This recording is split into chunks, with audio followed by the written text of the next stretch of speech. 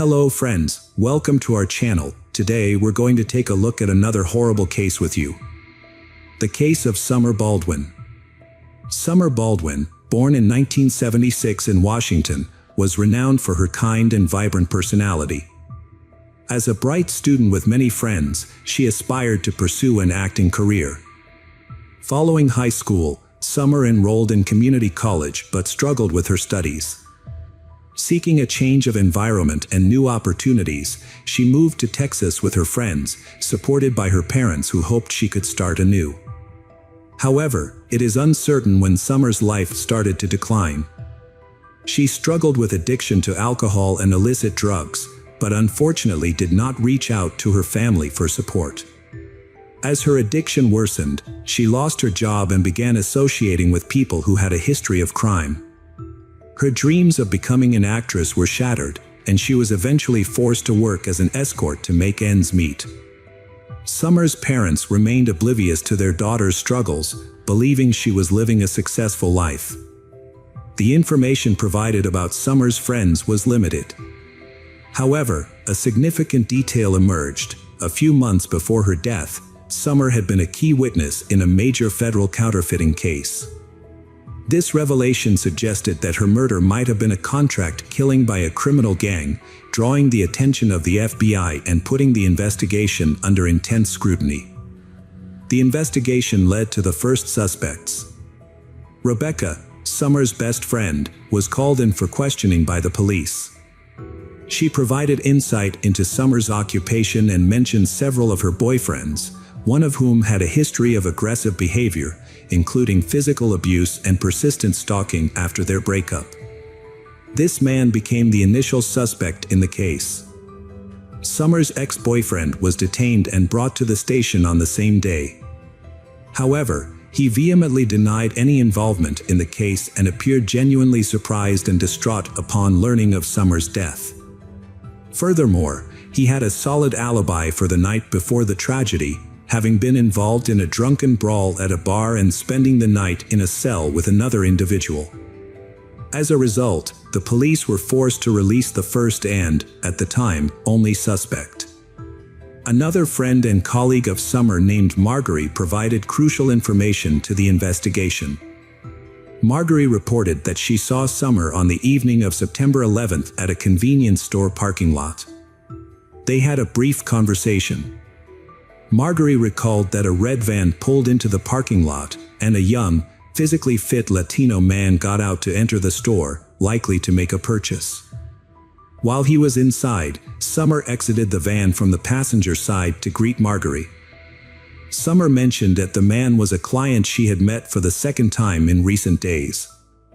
After the man returned to the van, he got behind the wheel, and Summer quickly re-entered the vehicle. Marguerite didn't notice which direction the van took when it left, nor did she know where Summer and the man were headed. She noted that she had never seen the man before and thought he was not from the area. Her description of him was limited due to the darkness, but she remembered that he had very short hair, similar to a military style. On September 13, 2005, a sanitation worker discovered a suspicious suitcase in a landfill in Lubbock City, Texas, USA.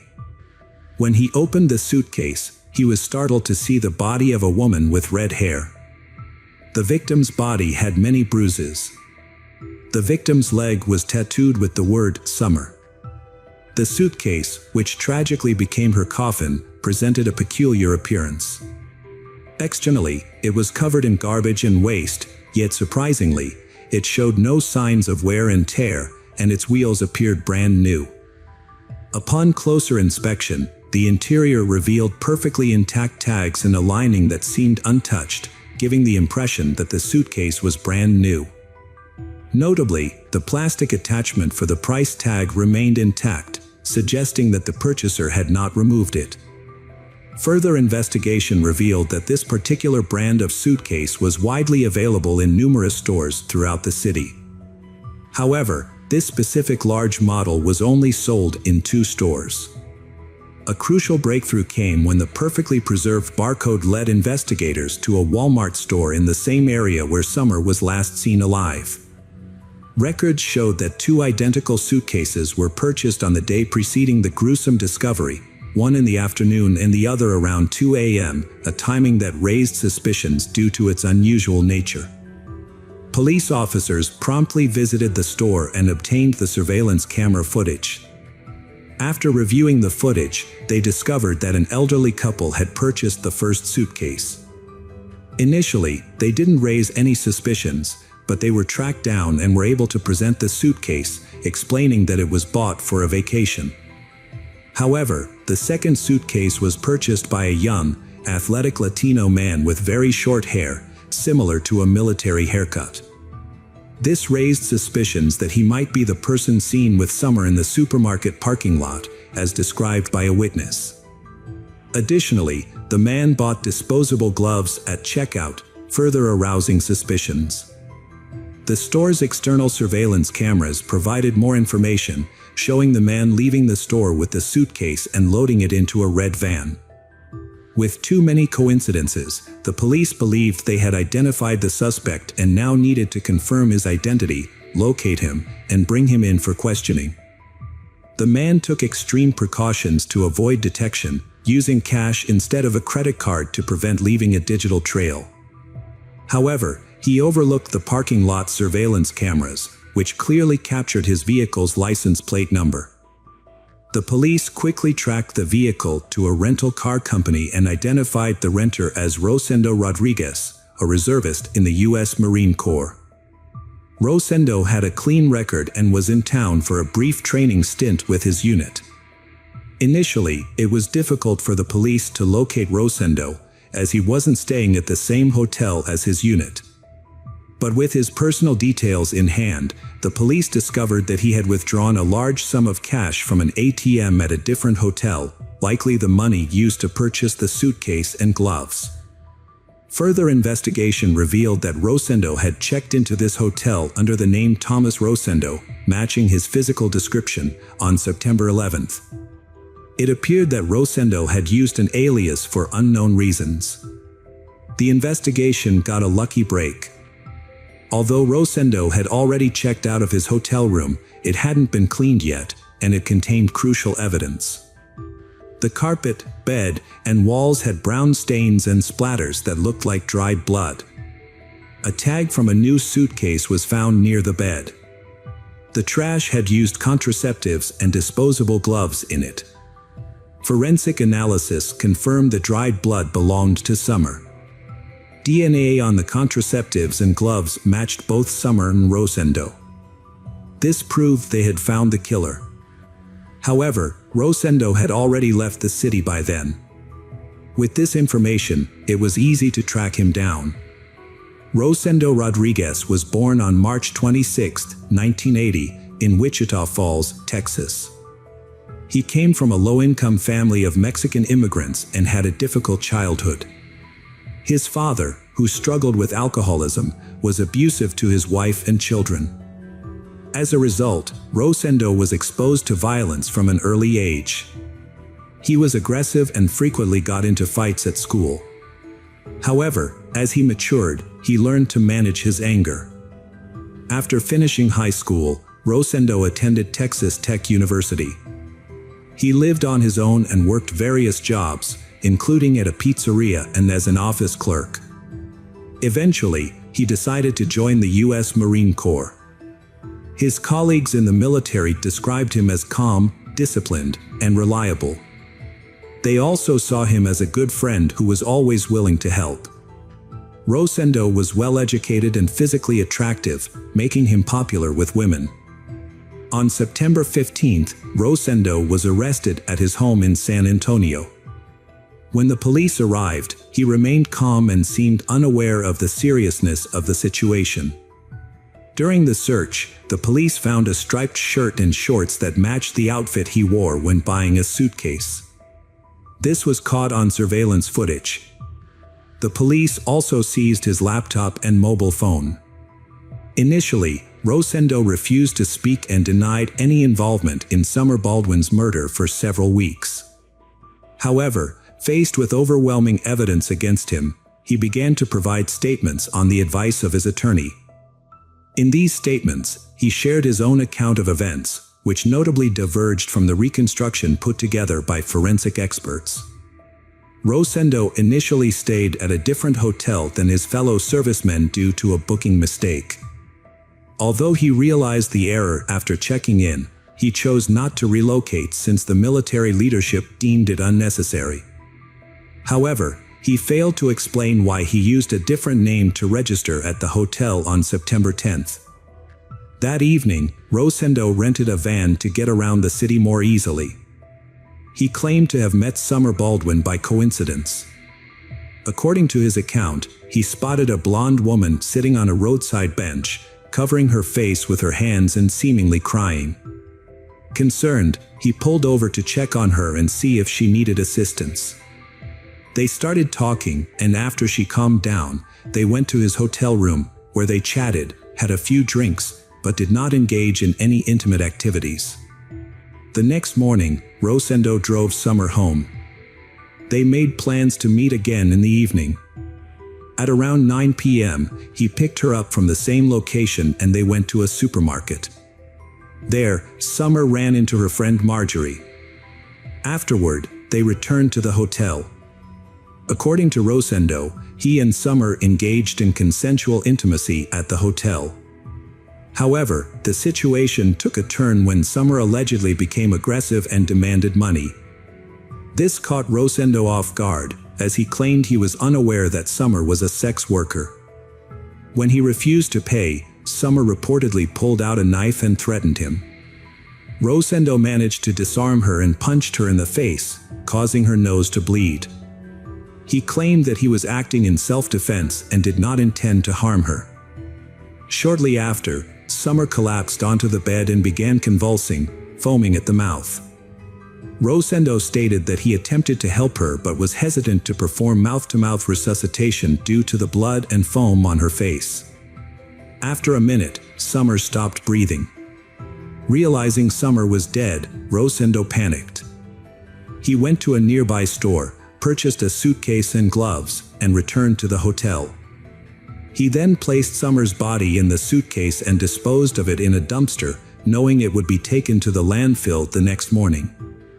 Afterward, he checked out of the hotel, returned the rental car, and drove back to San Antonio, pretending as though nothing had happened. Inconsistencies in the suspect's story raised suspicions among investigators. Rosendo Rodriguez's lies were evident due to numerous discrepancies in his account. One inconsistency arose when Marjorie, who met Summer in the parking lot on the night of the crime, stated that Summer mentioned the man was a client she had previously met for a paid encounter. However, Rosendo claimed their interaction was consensual, which contradicts evidence on Summer's body indicating she was taken advantage of. It is possible their initial encounter was consensual, leading Summer to agree to meet him again. Rosendo also claimed he only hit Summer once to calm her down, and she died from a seizure. But the autopsy revealed around 30 fresh bruises on Baldwin's head and body, as well as several stab wounds.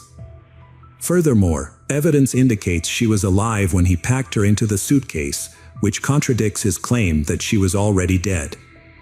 A search of Rosendo's laptop revealed a disturbing information in the days leading up to his arrest.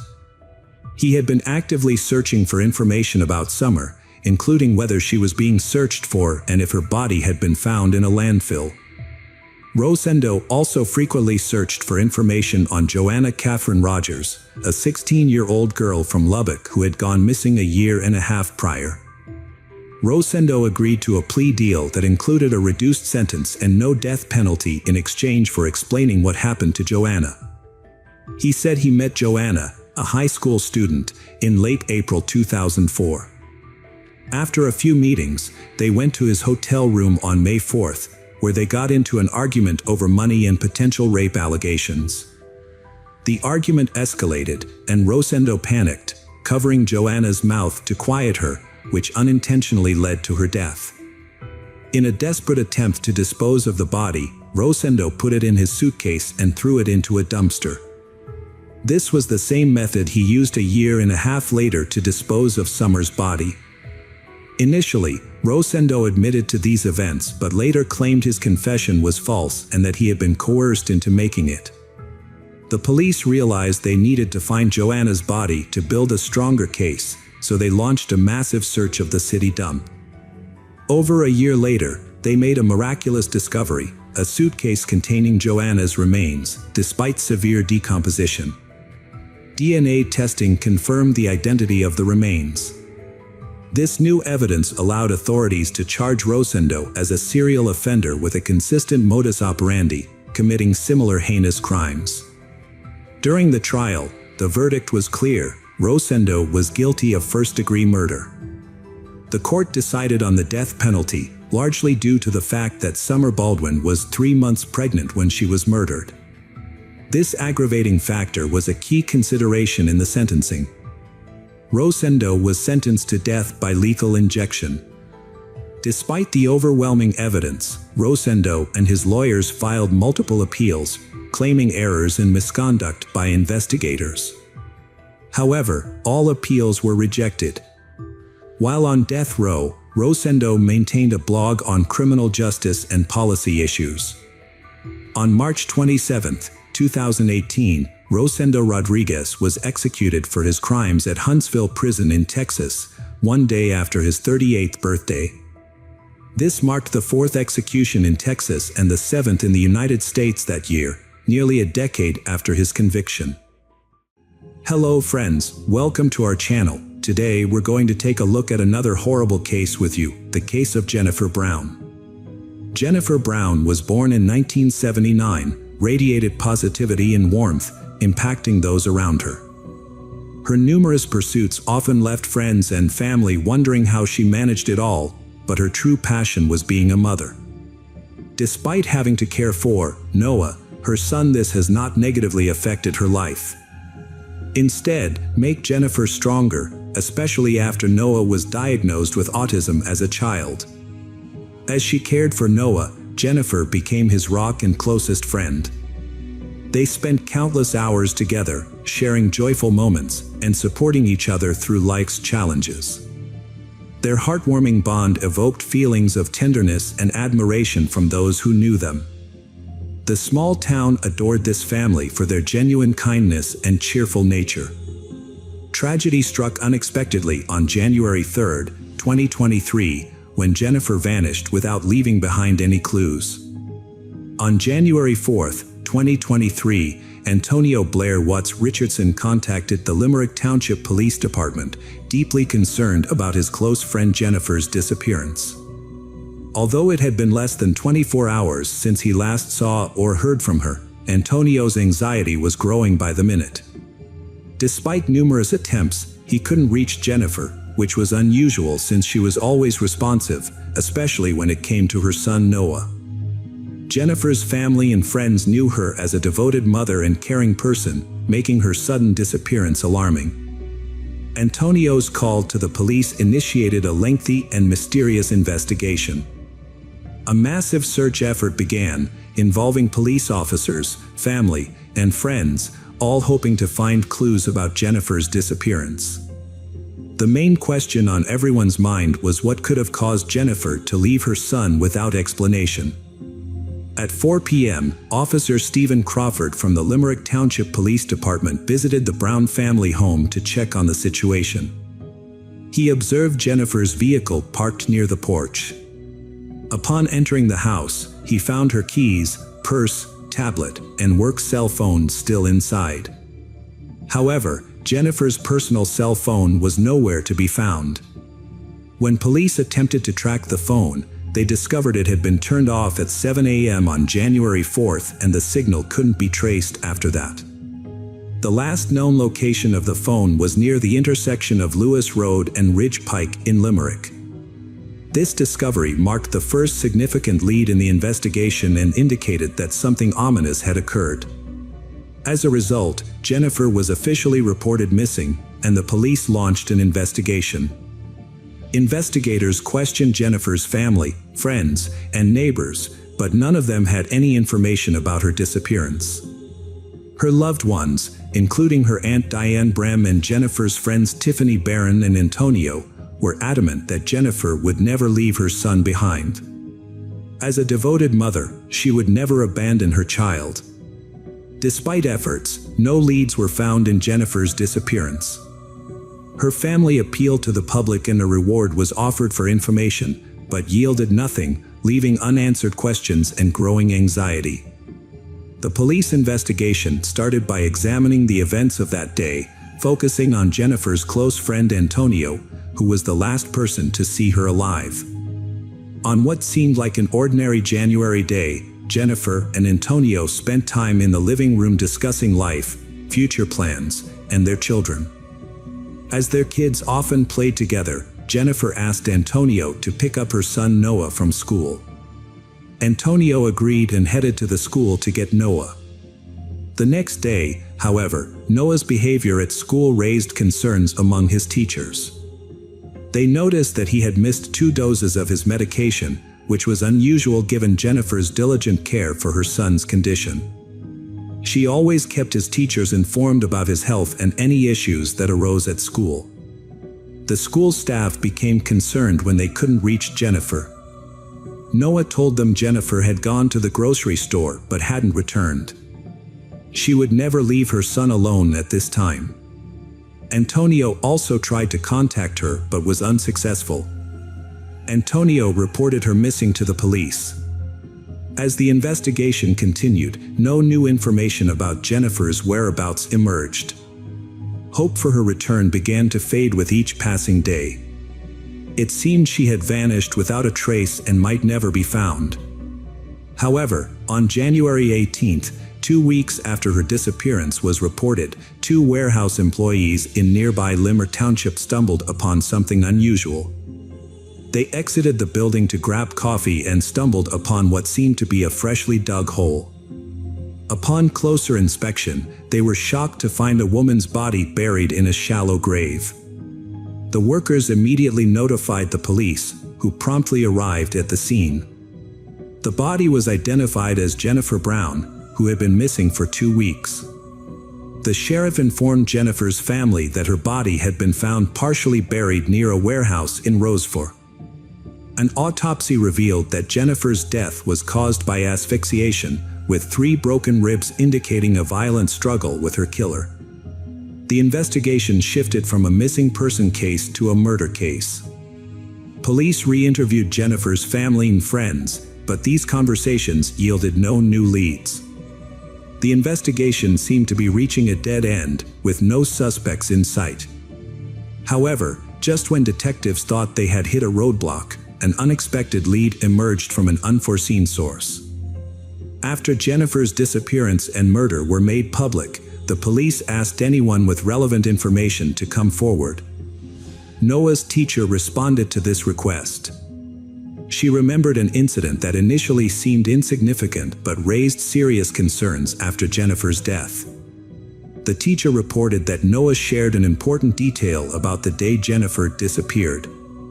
Noah told his teacher that when Antonio picked him up from the bus stop on January 3rd, he saw his mom's personal cell phone among Antonio's belongings.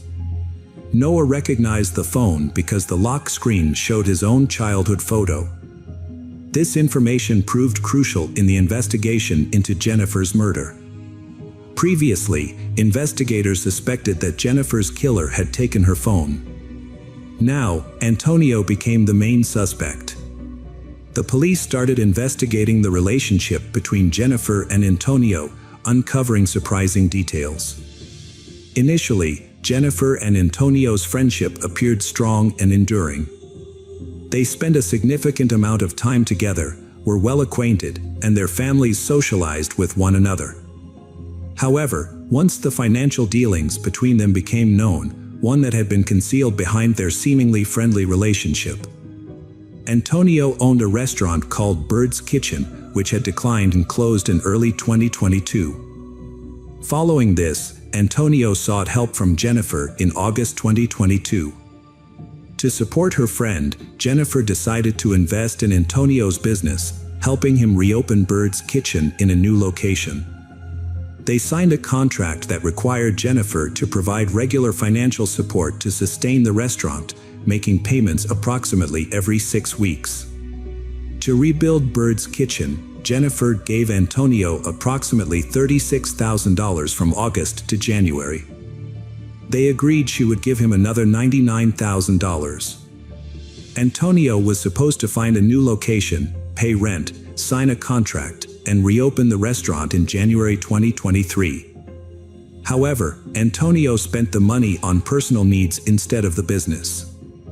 As a result, the property owners canceled their agreement with him on December 26, 2022, because he failed to meet his financial obligations. This left Antonio in a difficult situation, losing both money and the opportunity to open the restaurant. The police suspected Antonio of committing a crime to save his business due to his desperate situation. Upon investigating Jennifer's iPad, they found 2 unauthorized transfers of $177,000 to Birdie's Kitchen on January 3rd.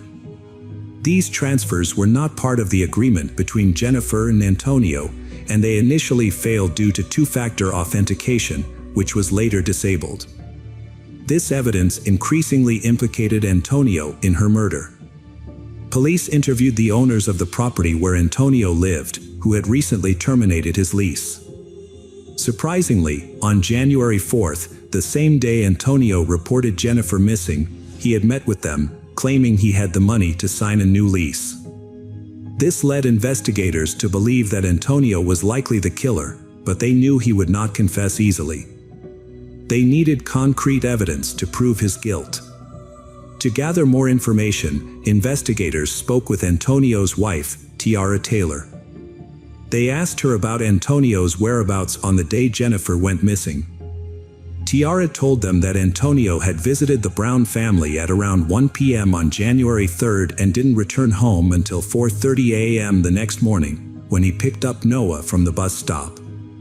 She also mentioned that Antonio came home briefly, then left again around 5 p.m. and didn't return until late that night.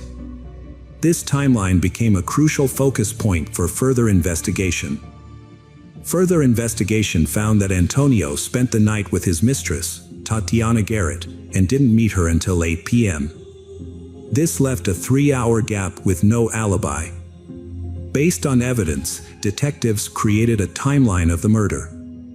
According to them, Antonio went to Jennifer's house on January 3rd around 1 p.m. and allegedly killed her while Noah was at school. Antonio then transferred funds from Jennifer's iPad to his account and left to pick up Noah from the bus stop around 4 p.m. Later, he returned to Jennifer's house, dropped off Noah, and went back to dispose of the body. He buried it in a shallow grave in a field near Roseford. Afterwards, he went to Tatiana's house and spent the night. Everything seemed carefully planned, but one mistake led the police to Antonio. The mistake was letting Noah see his mother's cell phone. The police had enough evidence to convict him but investigated further to confirm his guilt. This involved film experts and a trained dog that could detect cadaveric odors indoors. First, the dog was taken to Jennifer's home to familiarize itself with her scent. This was the same location where the crime had occurred, in her kitchen. The police then led the dog to Antonio's car, where it immediately picked up the same scent. This final piece of evidence solidified the detective's suspicions of Antonio's involvement in the murder. After months of investigation, Antonio was arrested on February 8th and charged with first-degree murder, third-degree murder, and theft. He is currently being held at the Montgomery County Correctional Facility without bail, awaiting a preliminary hearing where he will face the law for his alleged crimes. Jennifer's loved ones were devastated by her death, especially since the killer was someone they trusted. Now that the killer has been brought to justice, the case was finally closed. The boys' observation of the killer's mistake played a crucial role in uncovering the truth and bringing the perpetrator to justice. The tragic events in Limer Township serve as a reminder that even the most meticulously planned crimes will ultimately be solved. Cruel and inhumane acts will not go unpunished, and those responsible will face the law. Hello friends, welcome to our channel. Today we're going to take a look at another horrible case with you. the case of Courtney Holden. The Holden family, a typical American household in Spokane. Judy and John Holden, who had 2 grown daughters living independently, also had an adopted son, Joshua, who still lived with them. Joshua, a quiet and introverted young man, had not yet started his own family and remained at home. The Holden's family approach to childcare was unconventional. The family saw fostering as a way to earn a steady income through government benefits. Judy's background and experience as a mother earned the authorities as trust. 4-year-old Courtney Holden, born on February 28, 1992, had been living in a shelter for 2 years when her life took a dramatic turn. In 1996, Courtney moved to Spokane to join the Holden family, comprised of Joshua and several other foster children. The little girl's heart was filled with hope for a loving and caring family. However, her dreams were short-lived. From a young age, Courtney was forced to bear the burden of excessive household chores. She was responsible for cleaning the entire house and washing dishes for every meal. If she made even the slightest mistake, she faced punishment. Life in the Holden home quickly became a nightmare, surpassing the hardships she experienced in the house. What was surprising was that the Holdens treated the other foster children with kindness, but they showed inexplicable hatred towards Courtney. Judy Holden was already an adult when Courtney joined the family, and Courtney was the last child they took from the orphanage. This might be the reason for their unusual behavior towards her. Courtney was subjected to strict rules, including being forbidden from going outside without permission. Visitors to the Holden home often witnessed Judy and Joshua mistreating Courtney, calling her Cinderella in a derogatory manner.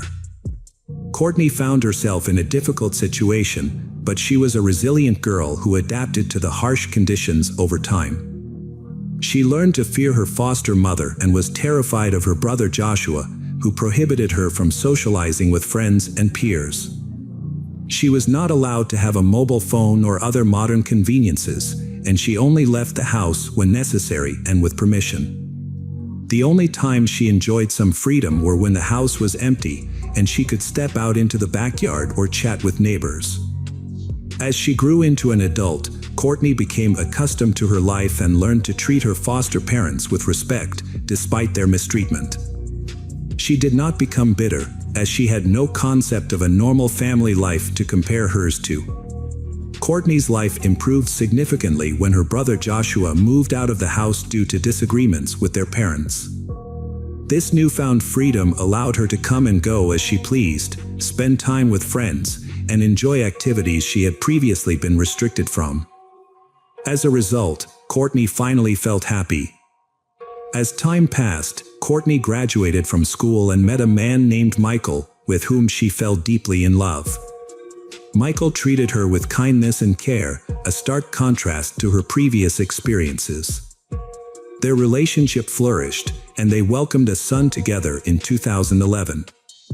However, things took a surprising turn when Michael asked Courtney to move in with him and start a life together as a family. Despite his requests, Courtney chose to remain in her parents' house and ended her romantic relationship with Michael. By this time, the Holden house had become empty, as the foster children had grown up and moved out. Courtney's foster father, John Holden, had passed away, leaving her to live with her foster mother, Judy, and her child. Michael was allowed to visit his son, but only with Judy's permission. During Joshua's absence, Courtney's life with her son was relatively peaceful. However, after their father's death in 2014, Joshua returned and began to harass the family.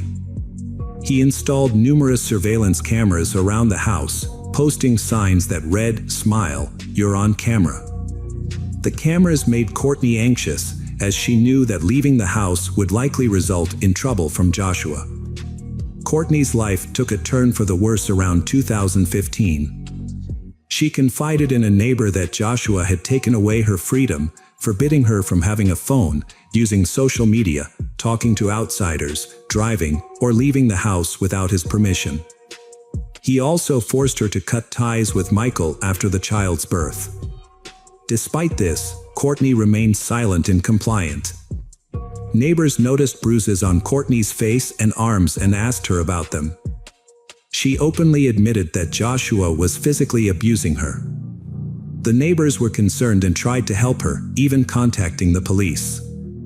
However, the Holdens were able to dismiss the cases because Courtney never publicly acknowledged the abuse. As time went on, Courtney was no longer allowed to talk to her neighbors, who only saw her outside in the evenings. She obeyed Joshua's rules without question. Those who knew Joshua described him as a large and intimidating man with a cruel and unpredictable nature. He was also known to be paranoid and prone to insults. Joshua had a history of violent behavior and had even boasted about being able to kill someone and dispose of their body with ease. In 2005, he was charged with assault and harassment, but the case was dropped due to lack of evidence and the victim's refusal to cooperate with the police. There were also suspicions that he had committed assault and misconduct against a woman in 2003, but he was never identified as the perpetrator. In 2006, Joshua was arrested for domestic violence against his mother and for burglary, leading to him leaving home for several years. The last message Courtney sent to a friend on Facebook, nearly 2 years ago, was a desperate cry for help. "I have to go. I must leave. Josh is coming." After that, her account went silent. Family acquaintances described the dynamics within the Holden household as strange and controlling. They were particularly puzzled by the fact that Courtney's child referred to Joshua's mother, Judy, as Mom and Joshua as Dad, while Courtney was referred to only by her first name.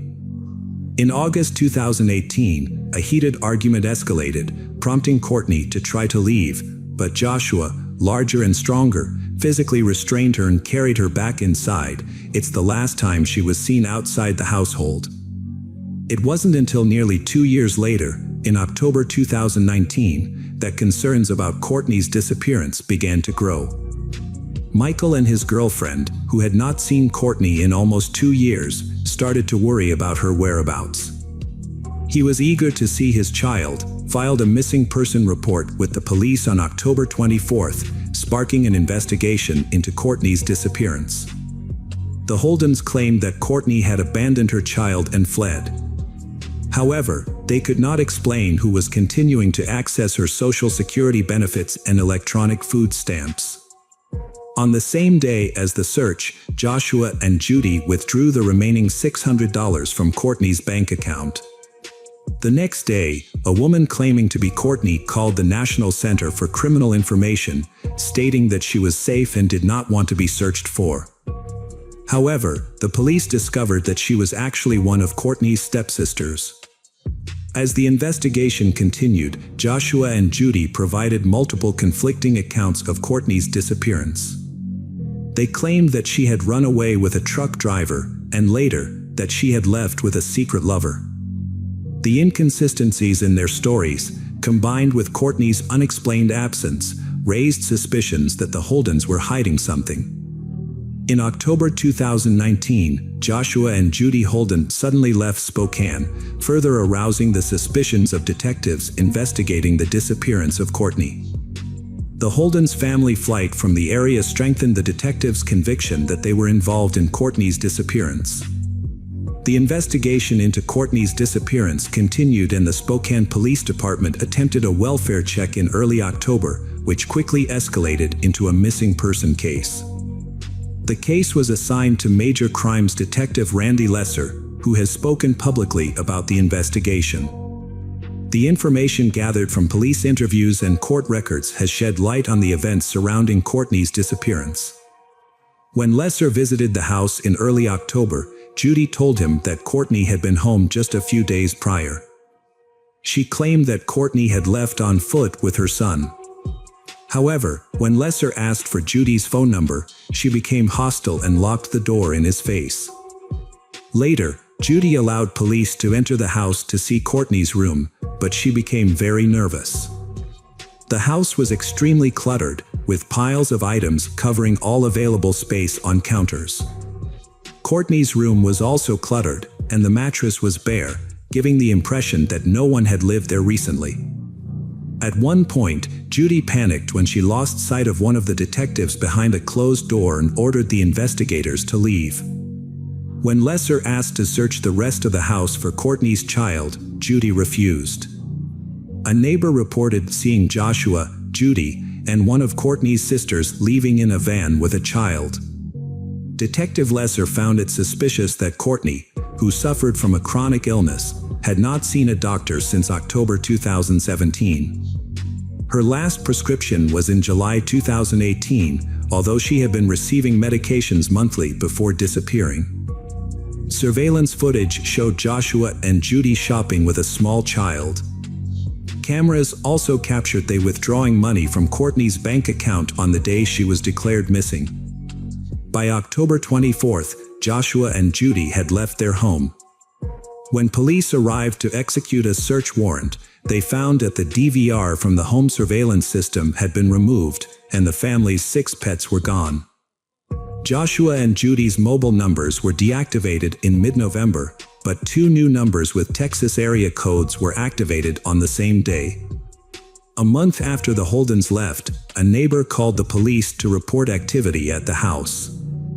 It was one of Judy's daughters and her husband, who had flown in from Texas to check on the property. They claimed they hadn't seen Courtney in 2 years and that Judy had retired. In mid-December, Joshua and Judy traveled to Texas, where they were eventually found by the police at Judy's daughter's house. Courtney's son was also present at the scene.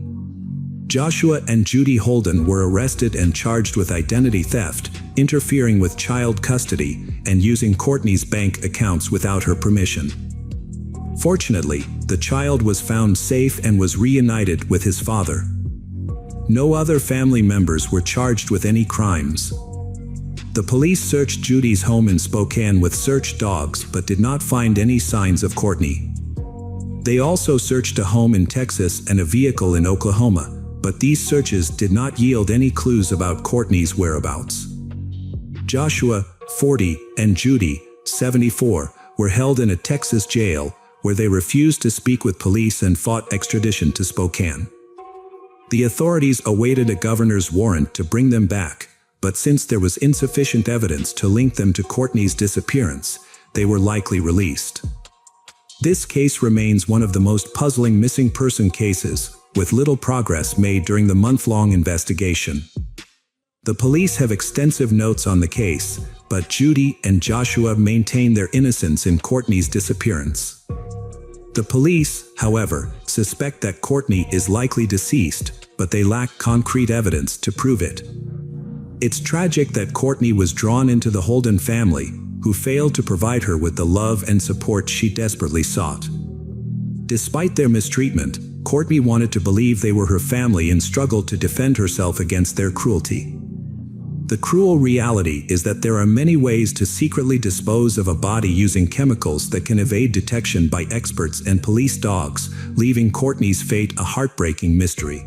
Hello friends, welcome to our channel. Today we're going to take a look at another horrible case with you. The case of Rachel Anderson. Rachel Anderson was born on January 28, 1994, in Warren, Ohio, to parents William, Bill, Rachel, and Patricia, Trish, Rachel.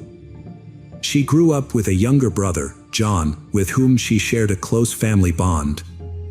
Rachel graduated from Warren Harding High School in 2012, where she excelled academically as a member of the National Honor Society. She was also an active athlete, participating in soccer and volleyball. Despite the unconventional nature of her career aspirations, Rachel had always dreamed of becoming a funeral director since childhood. This passion led her to pursue a degree in mortuary science at Youngstown State University. Her hard work and dedication earned her recognition as one of the top students in her field and secured a scholarship. Following her undergraduate studies, Rachel enrolled in the Cincinnati College of Mortuary Science, graduating in 2016 with a Bachelor of Science in Mortuary Science. She became a member of the Ohio Funeral Directors Association and moved to Columbus, where she completed an internship at Shaw Davis Funeral Home. Rachel approached her work with great respect and saw it as her duty to support and care for families during difficult times. Rachel's internship was nearing its end, and she had high hopes of becoming a permanent employee at the Bureau. On January 26th, Rachel Anderson celebrated her 24th birthday. The next day, her brother John visited her from Warren. Before he left to return home on January 28th, Rachel gave him the key to her apartment. However, John accidentally took the key with him when he left. Later that day, Rachel realized she had misplaced her key and contacted John Kennedy, who had a spare, to arrange a pickup. After speaking with her mother around 6:30 p.m., Rachel retrieved her key from Kennedy. Since her apartment door could only be locked from the outside with a key, she had to leave it unlocked. Rachel stopped for dinner at her favorite restaurant and arrived home around 7:30 p.m. As she entered her apartment, she was confronted by a man who was waiting for her. He abducted her, taking her to the top floor of the building, where he restrained her using various objects. The man bound Rachel's feet and ankles with a hair dryer cord, tied her hands with a belt and blinds cords, and used a curling iron cord to restrain her wrists. He also gagged her to silence her. A man then forced Rachel to reveal her PIN numbers and subjected her to torture, abuse, and physical harm. Ultimately, he strangled her with a cord from an electric blanket, causing blunt force trauma and the stab wound to her head. After the attack, the man hid Rachel's body in a closet, leaving her partially naked with the electric blanket cord still tied around her neck. He then stole her car and used her bank cards to make purchases at several stores in Columbus. Forensic evidence revealed that bruising and red marks on Rachel's ankles and wrists suggested she was alive when the perpetrator restrained her. A DNA sample was discovered on the rope used to tie her up and on Rachel's body. The coroner's autopsy report concluded that Rachel's death was caused by a stab wound to the head and neck, contradicting the initial theory of strangulation. After interviewing Rachel's co-workers and her ex-boyfriend, who had an alibi, detectives explored alternative explanations for the attack. They returned to Rachel's apartment to search for clues, hoping to identify the perpetrator. During this search, they found Rachel's purse, which was missing her wallet, on the living room floor. 2 weeks later, Rachel's mother discovered the 9-inch steak knife used in the stabbing in a box in the apartment.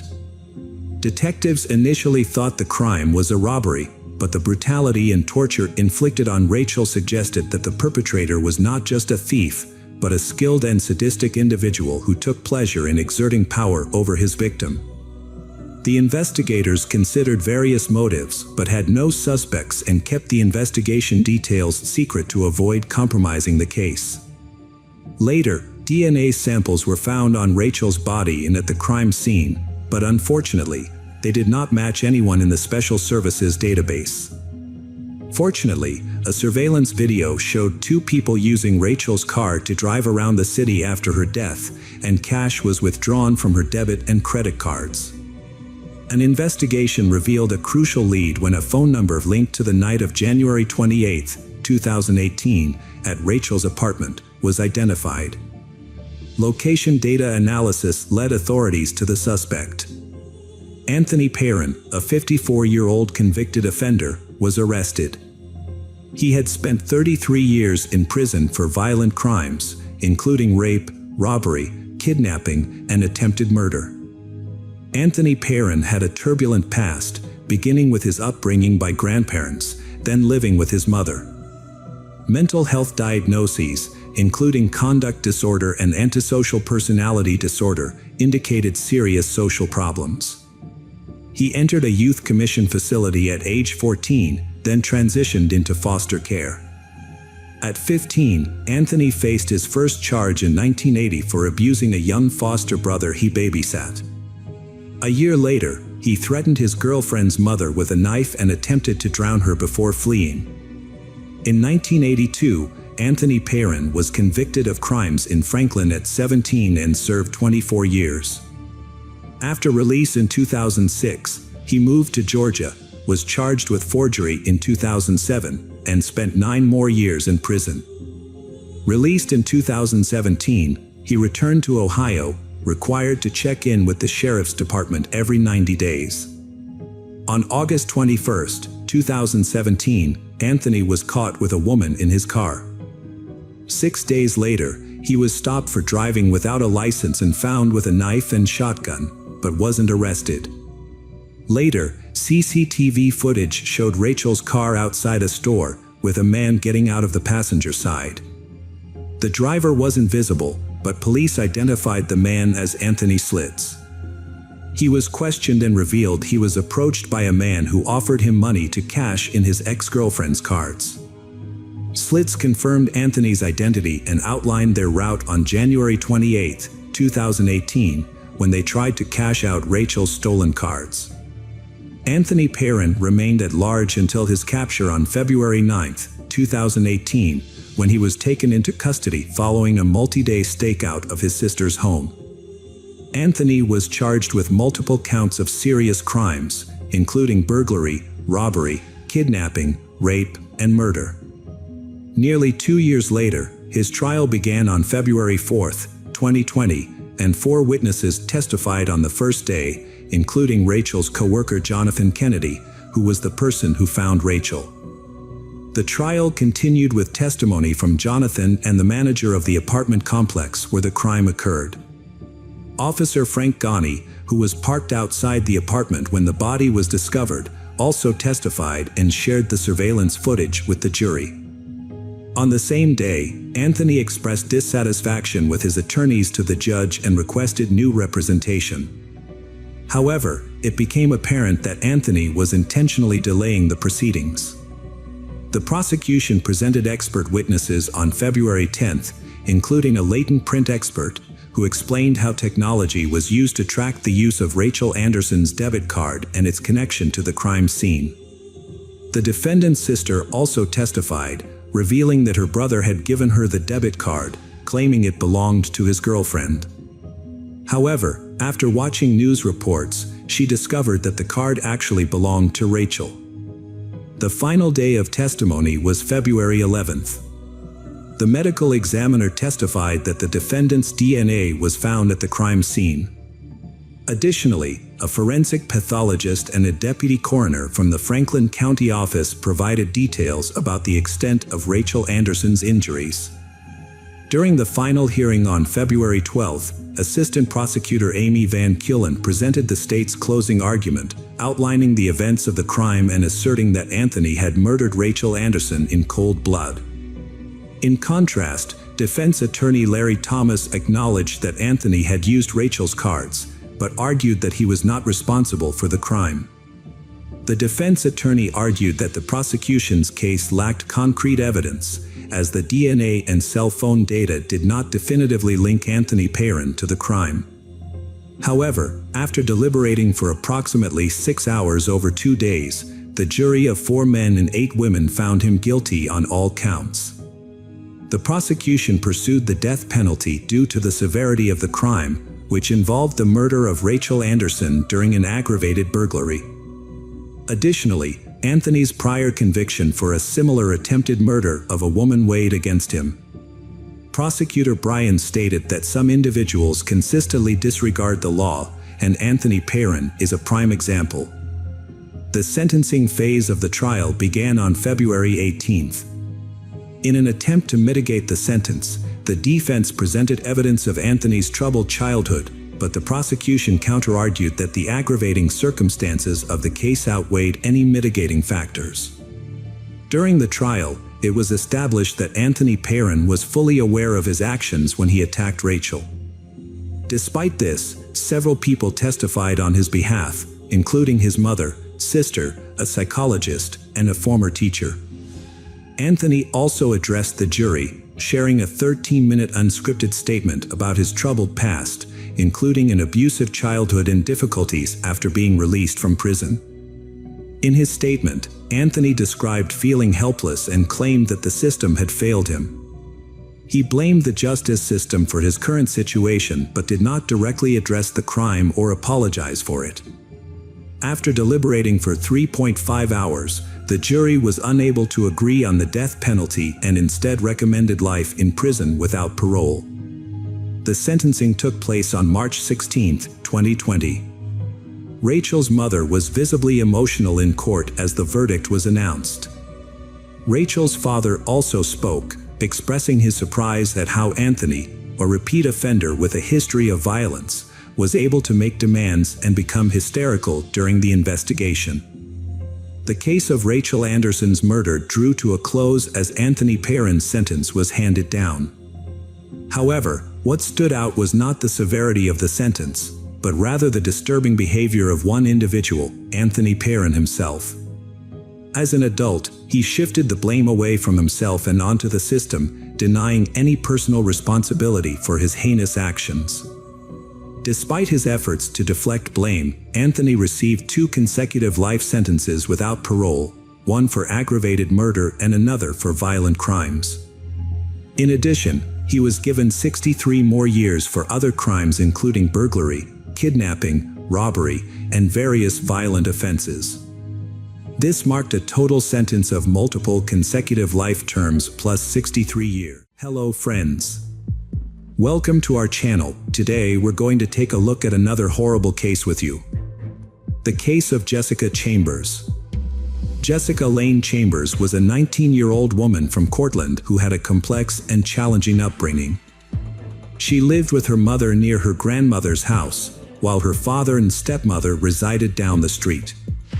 Despite her petite frame, Jessica had a strong and determined personality. Her family life was marked by turmoil and instability. Her father had a history of run-ins with the law, including a conviction for manufacturing methamphetamines and a DUI arrest in the early 2000s. This tumultuous environment was not unique to Jessica's family. Many of her friends and neighbors also experienced similar struggles. Tragedy struck Jessica's life at a young age. In 2006, a neighbor was shot multiple times in his yard. Jessica's own life was also marked by difficulties. She struggled with her parents, had rocky relationships with boyfriends who had trouble with the law, and occasionally engaged in violent outbursts during arguments.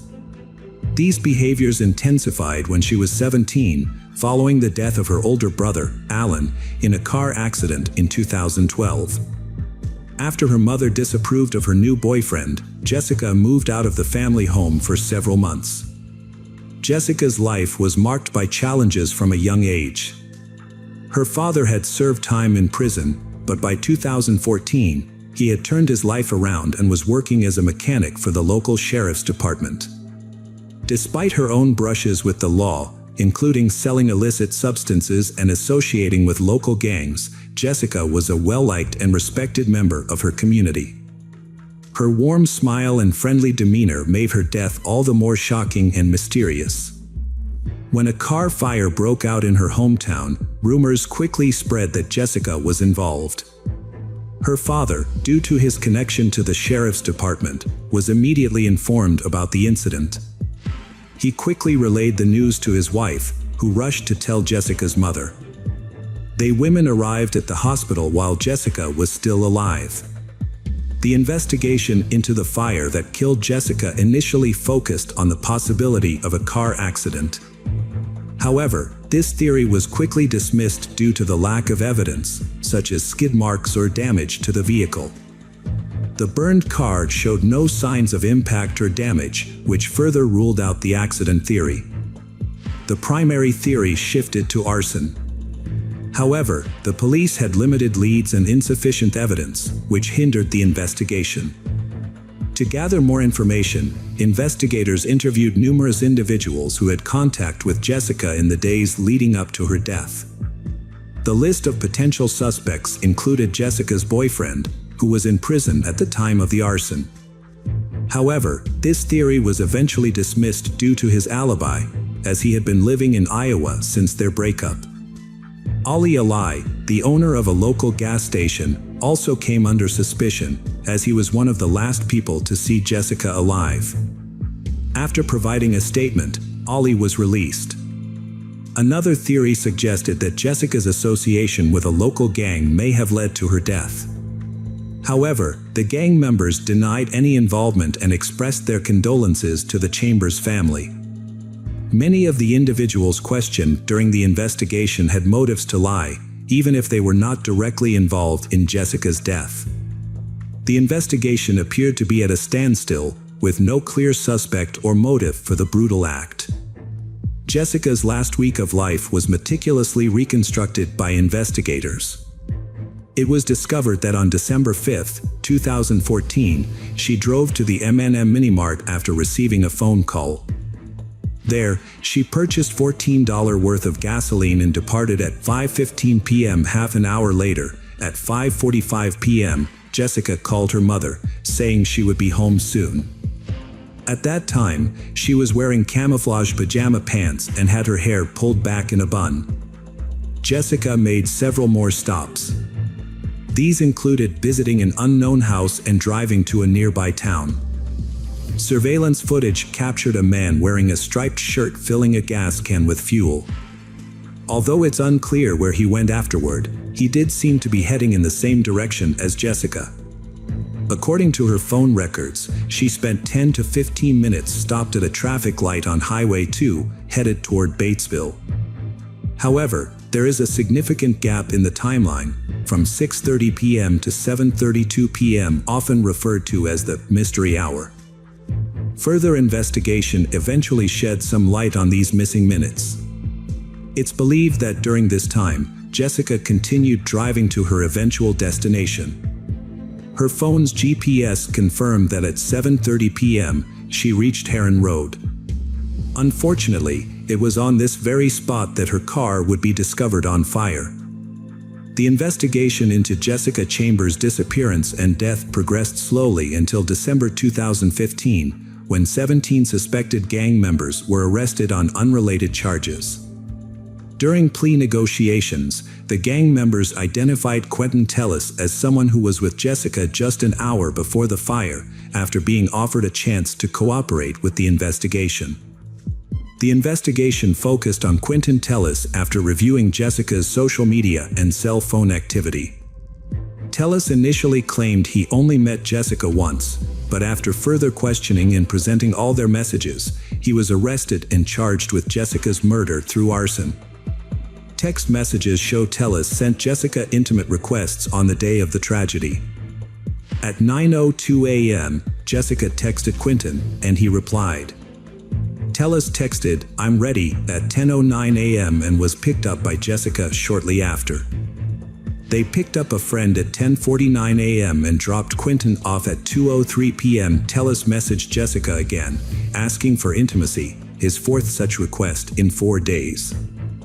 Recovered deleted texts included, "I'm excited," and "Come lie with me," which Jessica ignored. The passenger seat in Jessica's burned car was pushed back, suggesting intimacy. Prosecutors argued this was evidence of their activities that evening.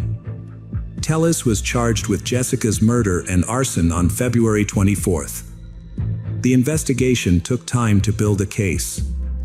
The first trial began in 2017 in Batesville, Mississippi, with strict security measures in place. Prosecutor John Champion warned jurors of disturbing images of burned victim Jessica Chambers and 35 witnesses. Jessica met Quentin Tellis, 7 years her senior, around Thanksgiving 2014. FBI agent Dustin Blunt testified that Tellis met Jessica at a gas station through a friend and they spent intimate time together. Quentin Tellis had sent Jessica Chambers text messages requesting intimacy, even on the day of her death. The front seat of her burned car was adjusted downward, as Tellis had described. Tellis attempted to strangle Chambers, then set her on fire. Tellis confessed to investigators that he saw Chambers that night and they went to a fast food restaurant together. However, his alibi couldn't be confirmed, and he was seen on a store surveillance camera purchasing a phone card. Tellis didn't testify in his own defense. Prosecutors pointed to text messages where Tellis repeatedly requested intimacy from Chambers, who consistently denied him. FBI agent Dustin Blunt shared that Tellis deleted Chambers' contact information and text messages from his phone after her death. Tellis claimed he did this because he didn't want Chambers' number in his phone. Tellis and Chambers met through a friend at a gas station, and they had been intimate at some point. Tellis' DNA was found on Chambers' keys, and his cell phone records placed him at the location on the night of the fire. Despite this, Tellis maintained his innocence. Defense attorney Darla Palmer urged jurors to disregard the cell phone location evidence, arguing it couldn't prove Tellis and Chambers were at the same place. Tellis' family claims the police are looking for someone to blame in a highly charged racial issue. The first trial ended in a mistrial due to confusion over jury instructions. By the time of the retrial in 2018, Quentin Tellis was under investigation in Louisiana for the end-of-life of student Ming-Chin Xia, as well as for the illegal use of a stolen bank card. In May 2019, he was charged with second-degree murder in connection with Xia's demise. The second trial was notably challenging. Jurors were shown a photo of Jessica Chambers, which firefighter Cole had taken upon arriving at the scene. Cole was deeply disturbed by the image of Chambers, whose lips were severely burned and blackened with soot. Cole told the jurors that the photo Cole took of Chambers was etched in her memory, and she saw it every morning and every night. A veteran firefighter also testified that he had never seen a victim with such severe burns. When he found Chambers, she was lying on the ground, struggling to speak, and was sitting on a blanket. Her hair was singed, and her nose and mouth were surrounded by blisters that covered her entire body. Testimonies at the second hearing also included a woman named Sherry Flowers, who had not appeared at the first trial of Tellis but told investigators during questioning that she had picked up a hitchhiker on the night Jessica Chambers was tragically ended. Sherry Flowers did not recognize Tellis in court and agreed with the prosecutor that she did not know whom she had picked up. However, she told the court that a man flagged her down, and she stopped because she thought it was her cousin. She agreed to give a ride to the man, whom she described as an African-American male, about 20 years old, and of slim to medium build. Tellis, who was 5 feet and 9 inches tall, was 26 at the time. Initially, Flowers did not reach out to investigators, and when asked why in court, she said, "I couldn't remember," and thought it wasn't relevant to the case. Nevertheless, the prosecutors attempted to link this ride to the demise of Jessica Chambers, suggesting it provided Quentin Tellis with the opportunity to leave Jessica's car in order to return and set it on fire. However, the defense contested the timing, and Flowers admitted that she was unsure of the exact time of the ride. The investigator presented evidence that Jessica Chambers' keys were found in a ditch 2 days after her death, near the location where Tellis was picked up. However, the defense argued that it was impossible to prove where the keys had been at the time of the crime, and therefore, they should not be admitted as evidence. Despite the emotional testimony, the second jury was unable to reach a verdict in 2018, just like the first jury 2 years earlier. As a result, Quentin Tellis was not convicted of setting Jessica Chambers and her car on fire, and the case remains unsolved. However, many people continue to investigate the case online, searching for clues that may have been missed and developing their own theories about who was responsible for Jessica Chambers' death. The Jessica Chambers case began to garner widespread attention immediately after her death, but as the media's interest declined, internet sleuths around the world picked up the case. To this day, the mystery surrounding her final hours remains one of the most disturbing aspects of the case. On the night of the crime, Jessica left her house at 5 p.m. and told her mother she was heading to a nearby gas station. Security footage shows Jessica stopping at the gas station twice. During one of those visits, she pumped gas and then went towards the store, where she waved at someone off camera. Despite efforts to identify the person Jessica was waving at, the mystery remains unsolved. Although Quentin Tellis, 29, has been identified as the prime suspect, he is still incarcerated for a different crime. Consequently, justice for Jessica has yet to be achieved. Tragically, Lisa, Jessica's mother, passed away on October 29, 2021, at the age of 52, without seeing her daughter's case reach a conclusive outcome. Hello friends. Welcome to our channel. Today we're going to take a look at another horrible case with you. The case of Donald Alban Blom. Donald Blom was born on February 5, 1949, in Minnesota. He had a difficult childhood, experiencing physical abuse from his father from a young age until his teenage years. As a result, Blom developed behavioral problems and began drinking heavily at an early age. These issues continued into his teenage years, and Blom was eventually sent to a reform school in 10th grade, where he frequently skipped classes. The trauma of his violent relationship with his father likely contributed to his behavioral and alcohol problems, which became more pronounced during puberty. Fast forward to May 26, 1999. Caitlin Poirier was working the night shift alone at a convenience store. After midnight, a customer called the police to report that the clerk was missing. When officers arrived, they found the store empty. Reviewing the surveillance footage, they saw a large man grabbing Caitlin by the neck and leading her out of the store around 11:40 p.m. A man wearing jeans, a backwards baseball cap, and a New York Yankees jersey with the number 23 was seen acting suspiciously near a store. Catherine Hannick, an employee at the nearby Subway restaurant, reported seeing the man behaving strangely before Caitlin's store closed. As she drove home, she coincidentally encountered the same man, who was driving a black Ford F-150 pickup truck with an extended cab and white markings on the side. Hannick followed the truck from a distance and saw it circle the maintenance area several times before entering Moose Lake and stopping in a cafe parking lot. She also noted that Caitlin's car was still in the store's parking lot when she left work. Based on Hannick's description and partially recovered surveillance footage, police created a rough sketch of the suspected kidnapper. The suspect had long blonde hair and looked approximately 25 years old.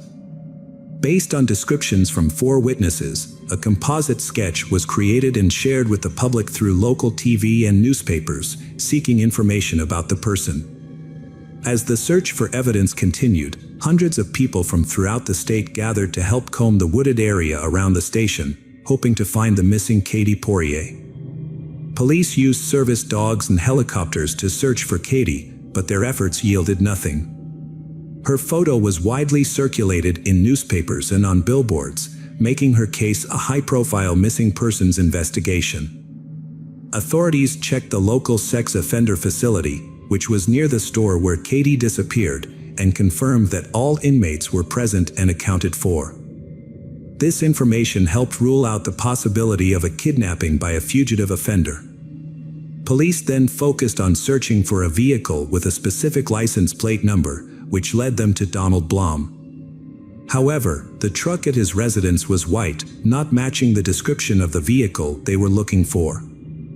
The official search for Katie ended on June 6, 1999, without any success. Despite the official search ending, many volunteers continued to look for Katie, hoping that someone might have seen something that could lead to her safe return.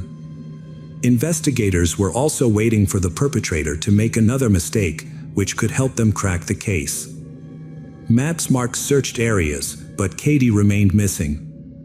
2 weeks later, a man called the hotline, reporting coworker Donald Hutchinson, who matched the composite sketch and had recently stopped driving his black pickup truck, was absent the day after the abduction and got a haircut.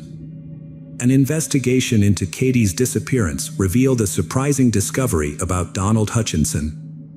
He was actually an alias for Donald Blom, a man who had a hidden black pickup truck in his garage and owned property just 12 miles from the store in Moose Lake where Katie worked. As investigators dug deeper, they uncovered Blom's dark past, which included convictions for sex crimes involving the kidnapping of petite young girls, much like Katie. With this new information, detectives quickly obtained a search warrant for Blom's property. Minnesota Bureau of Criminal Apprehension agents tracked down Blom to a campground 140 miles outside of Richfield and brought him in for questioning. They also discovered that Blom had purchased the Moose Lake property 2 years prior, and neighbors confirmed he had been a frequent visitor until Katie's abduction. Blom's supervisor at the veterans' home where he worked stated that he had never seen Blom's real name, as he went by the alias Hutchinson, and was unaware of his criminal record. Colleagues described Blom as a loner who kept to himself. After his arrest, Blom initially cooperated with authorities but soon requested an attorney and refused to testify. Meanwhile, authorities conducted searches that yielded several items from Blom's home, but no official statement was made about what they found. Meanwhile, the search party resumed their efforts on the second day with increased enthusiasm. Katie's mother remained hopeful that her daughter was alive. On Donald Blom's property, fragments resembling bone were found in a fire pit's ashes. The fragments were sent to a lab and confirmed to be bone. A tooth was also found and sent to forensic dentist Dr. and Norlander for analysis. She used alternative methods to verify the tooth's origin, as DNA in the pulp would have been destroyed. A filling confirmed it was human and matched those used for Katie. Researchers identified it as a young woman's tooth, making it likely to belong to Katie. Katie Poirier's kidnapper, Blom, was charged with kidnapping and unlawful possession of a firearm, a federal offense due to his prior convictions. He was initially unwilling to consider a plea agreement, but later changed his mind, agreeing to testify on the condition that he be allowed to call home on September 8th. During his confession, Blom recounted the events of May 26, 1999, stating that he had gone fishing and then returned to his home in Richfield, only to drive back to his Moose Lake residence. On his way, he stopped at a bar for a beer and saw Katie in a store while she was conducting business. Blom, who did not know Katie, grabbed her and forced her into his pickup truck. He then drove her to his home, where he strangled her to death from behind, a process that took approximately 20 minutes. Blom claimed that he did not commit any other type of assault on Katie. After killing her, he placed her body in a fire pit, gathered wood and paper, and attempted to burn her remains. However, Blom's account of the events was inconsistent with the video camera footage and the evidence found in the burn pit. According to Blom, Katie had asked him several times to let her go, but she did not struggle with him until he began choking her. Blom stated that he managed to kill Katie with his bare hands, but his recollection of the events was unclear and contradictory. Blom's account of burning Katie's remains was not believable. He claimed that he had burned her body to ashes using only wood and paper, but this was not possible. When questioned further, Blom admitted that he didn't know why he had made this claim, as it didn't make sense to him. After the interview, Blom contacted 2 local TV stations to report his confession and asked them to leave his family alone. As part of his plea deal, his wife was returned several confiscated items, including a parcel of land, a home, and the family car. However, Blom's confession caused significant distress for the Poirier family, who had been holding on to hope that Katie was still alive. Blom later recanted his confession, stating that it was false and made under duress. He claimed that the isolation of solitary confinement and the medication he was taking had caused him to hallucinate, leading him to tell the authorities what he thought they wanted to hear. A plea bargain was no longer an option, and both the prosecution and defense teams were getting ready for trial. It's not uncommon for people to falsely confess to a crime, and this can happen in a few ways. One type of false confession occurs when someone gives in to pressure from the police or interrogation and admits to a crime they didn't commit. Another type of false confession can occur when people are led to believe by the police that they have committed a crime, even if they didn't, and eventually they start to believe it themselves. Blom's trial began in June 2000 with a 5-week jury selection. The trial itself lasted another 5 weeks with numerous witnesses, including several crucial ones. Assistant Prosecutor Thomas Perler presented the case, and Blom's brother was an initial witness. He testified that he gave Blom a New York Yankees jersey, contradicting Blom's earlier claim that he never owned such a jersey, raising questions about potential perjury. More testimony came from two women who had been kidnapped by Blom in 1983. They bravely testified about the harm he had inflicted upon them, providing the jury with a first-hand account of Blom's capabilities. Notably, the women's appearances at the time of the kidnapping bore a resemblance to Katie's. Forensic experts specializing in dental evidence analyzed the partial tooth and confirmed that it matched Katie's age, gender, in dental records. Dr. Norlander, who had initially been uncertain whether the object was even a tooth, testified that the tooth belonged to Katie. The defense called its first witness on August 7th. Amy Blom, Blom's wife, testified that her husband was at home the night Katie disappeared. From the stand, Amy explained that she inferred her husband's whereabouts after seeing a news broadcast about Katie's disappearance the next day. The location of the disappearance was near their country house on Moose Lake, 110 miles from their home. Given her husband's prior convictions, Amy assumed he would be a suspect, which is why she later recalled his exact location the night before. Blom arrived home at 9:30 p.m. to find his wife already in bed. The next morning, his spouse was still at home, having gotten up to start the day, and she had already made coffee. Blom's spouse also took the stand to testify about her experience with the police officers who had questioned her. She described how they had bullied her, implying that if she didn't answer their questions the way they wanted her to, they would take her children away. She further stated that the officers called her a liar. Additionally, when asked about a baseball jersey, she denied having seen her husband wear one or receiving one from her son-in-law among the clothes he had given them. As she gave her testimony, Blom became visibly emotional, crying and wiping away tears. On August 10th, Blom testified in his own defense. Under oath, he denied kidnapping Katie Poirier. During his 3-hour testimony, he alternated between speaking and crying, claiming his life was in shambles and that he was ill at the time of the crime.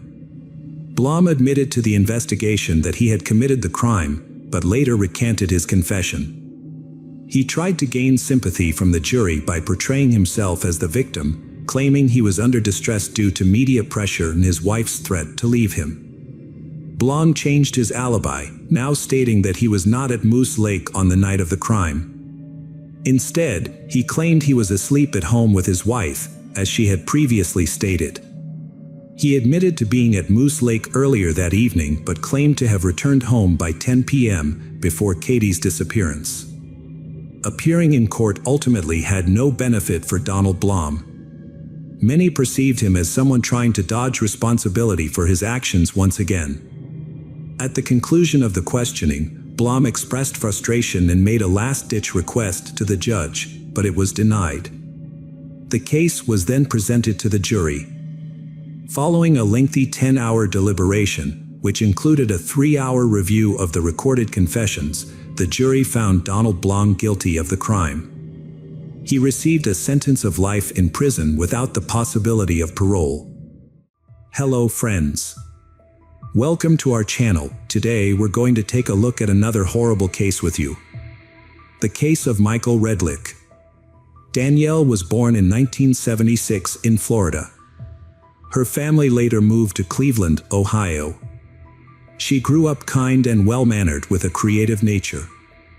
Danielle was the eldest child and appreciated beauty from a young age.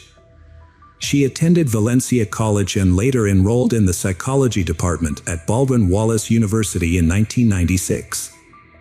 Her mother, Caitlin Aquino, remarried with Michael but passed away from cancer after a short 2-year marriage. Caitlin, battling breast cancer, received high-quality care due to her Michael's insurance. They formally married for medical benefits, but the treatment was unsuccessful. After her death, her husband, Michael Redlich, raised their children alone. At 22, Danielle, the eldest daughter, returned home to help, bringing her brother and sister with her to live with Michael. Danielle later made the unexpected decision to marry her stepfather, Michael. Started as a friend in 2019. Danielle cared for the younger kids and worked at a bar at night, while Michael built his sports recruitment career. He became attached to the children and felt comfortable with Danielle, who saw him as a dependable support despite their 20-year age difference. Their easy and natural interaction gradually brought them closer together. Danielle initially kept her relationship with Michael hidden from her family. With Michael, she felt loved and protected. He found her a job at an advertising agency, had a high income, and devoted time to the family. Things were going well for both. When Michael received a job offer to become the Memphis Grizzlies vice president, he asked Danielle to move with him, but she hesitated. Danielle declined to join Michael due to her studies and familiar lifestyle, but they continued their long-distance relationship.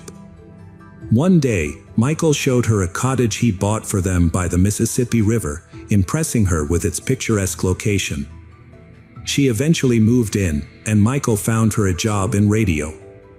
Initially, everything was perfect, but Michael's job later brought changes. Michael's new position brought increased stress and tension with management. He became stressed and tired, often unwinding with alcohol, which became a daily habit. He'd return home late, intoxicated, and angry.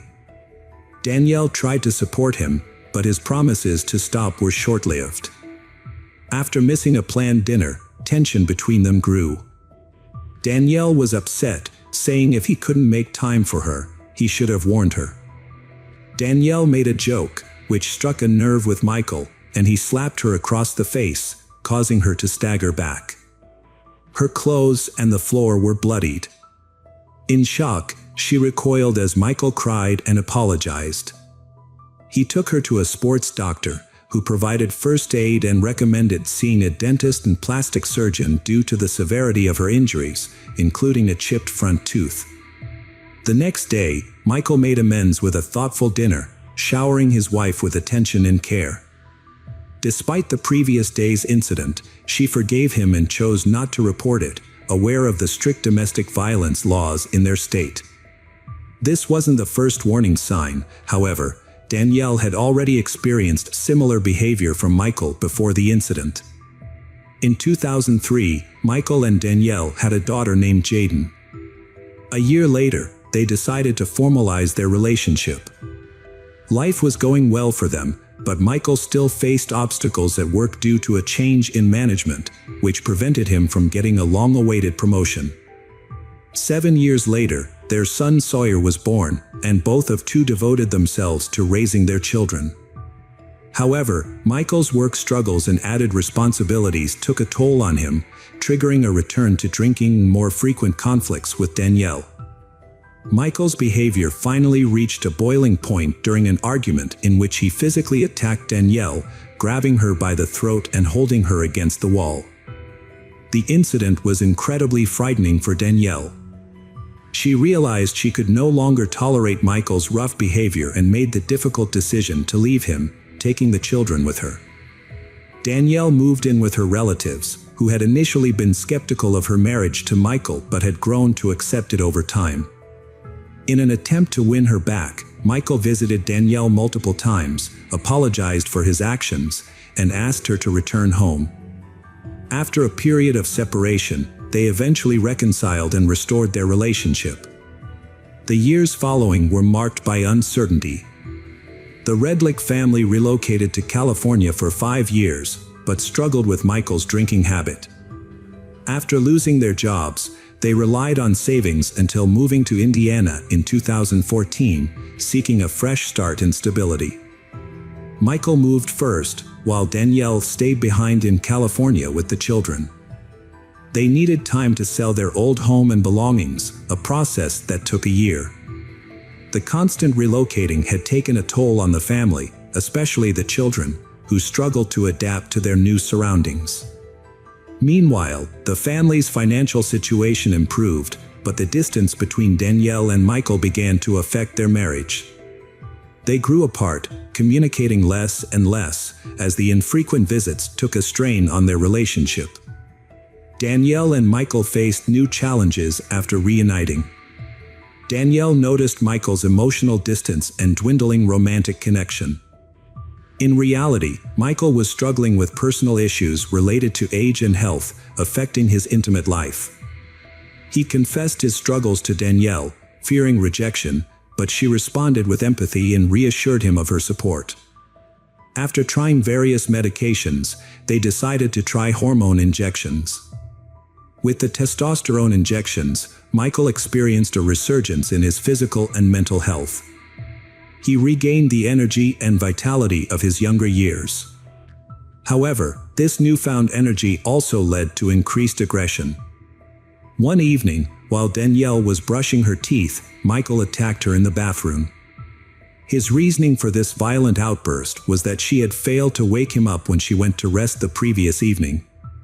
Danielle was fed up with the situation and decided to leave.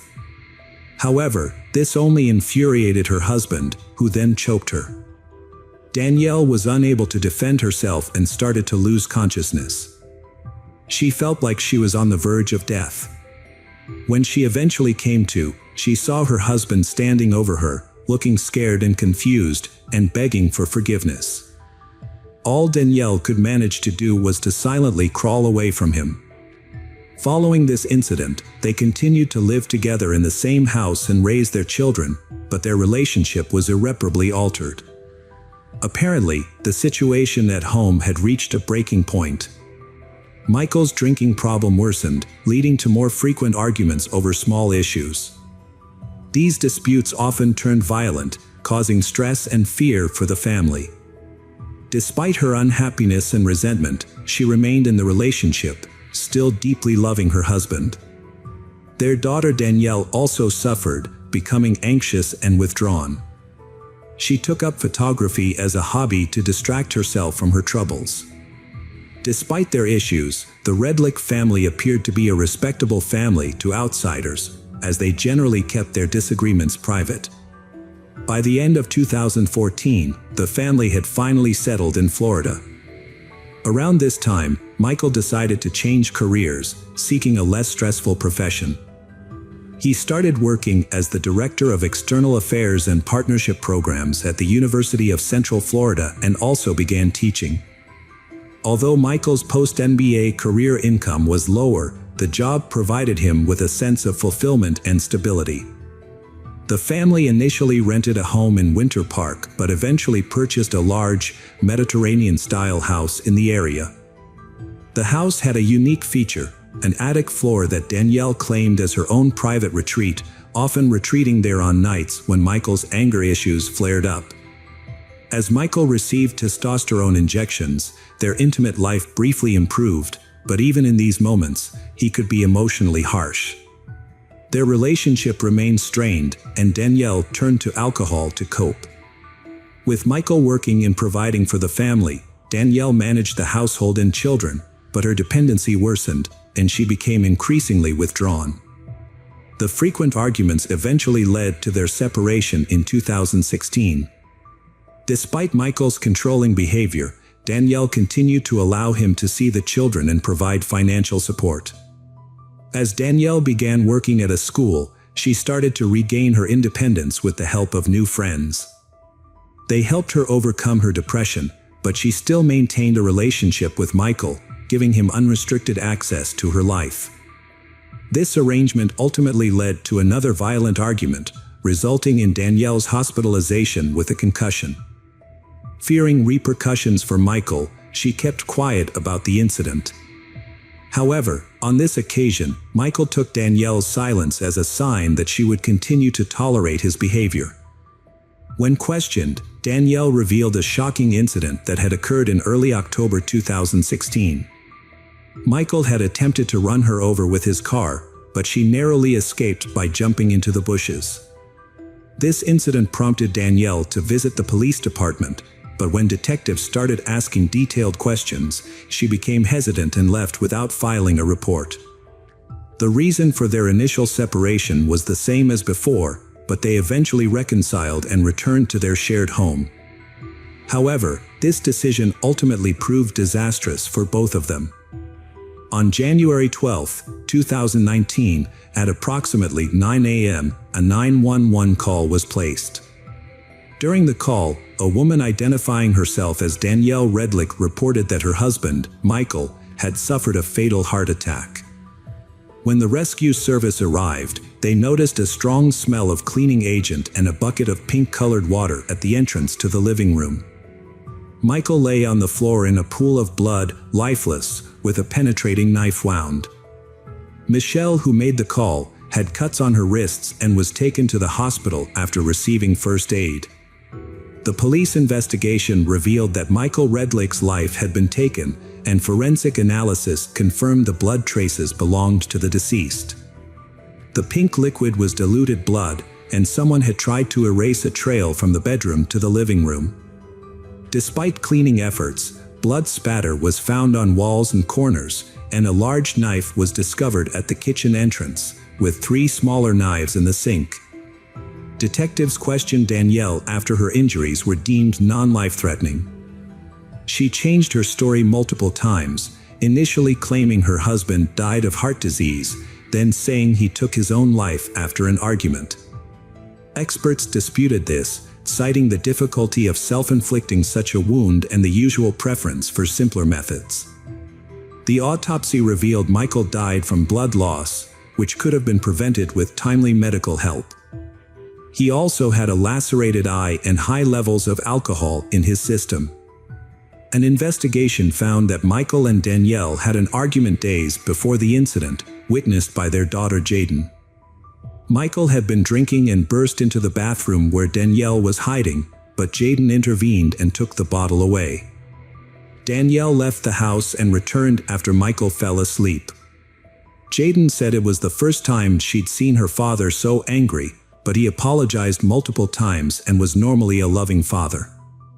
The next day, they reconciled and attended a soccer game, but Danielle appeared upset and barely spoke. That evening, Danielle and her husband dropped off their kids at a friend's house for a sleepover, leaving them alone for the night. Later, Danielle stopped by McDonald's to pick up dinner and returned home around 10:30 p.m. When she arrived, she found her husband intoxicated. During dinner, Danielle received a text message from an unknown number. Her husband saw the message, became enraged, and physically attacked her, attempting to strangle her. In an effort to defend herself, Danielle grabbed a nearby knife and stabbed her husband in the chest. He fell to the ground, bleeding heavily. Danielle claimed that she immediately called for emergency assistance, but accidentally dialed the wrong number. An investigation later confirmed her account of events. Danielle explained that she lied to the 911 operator and during interrogation because she was afraid of not being believed that she had acted in self-defense.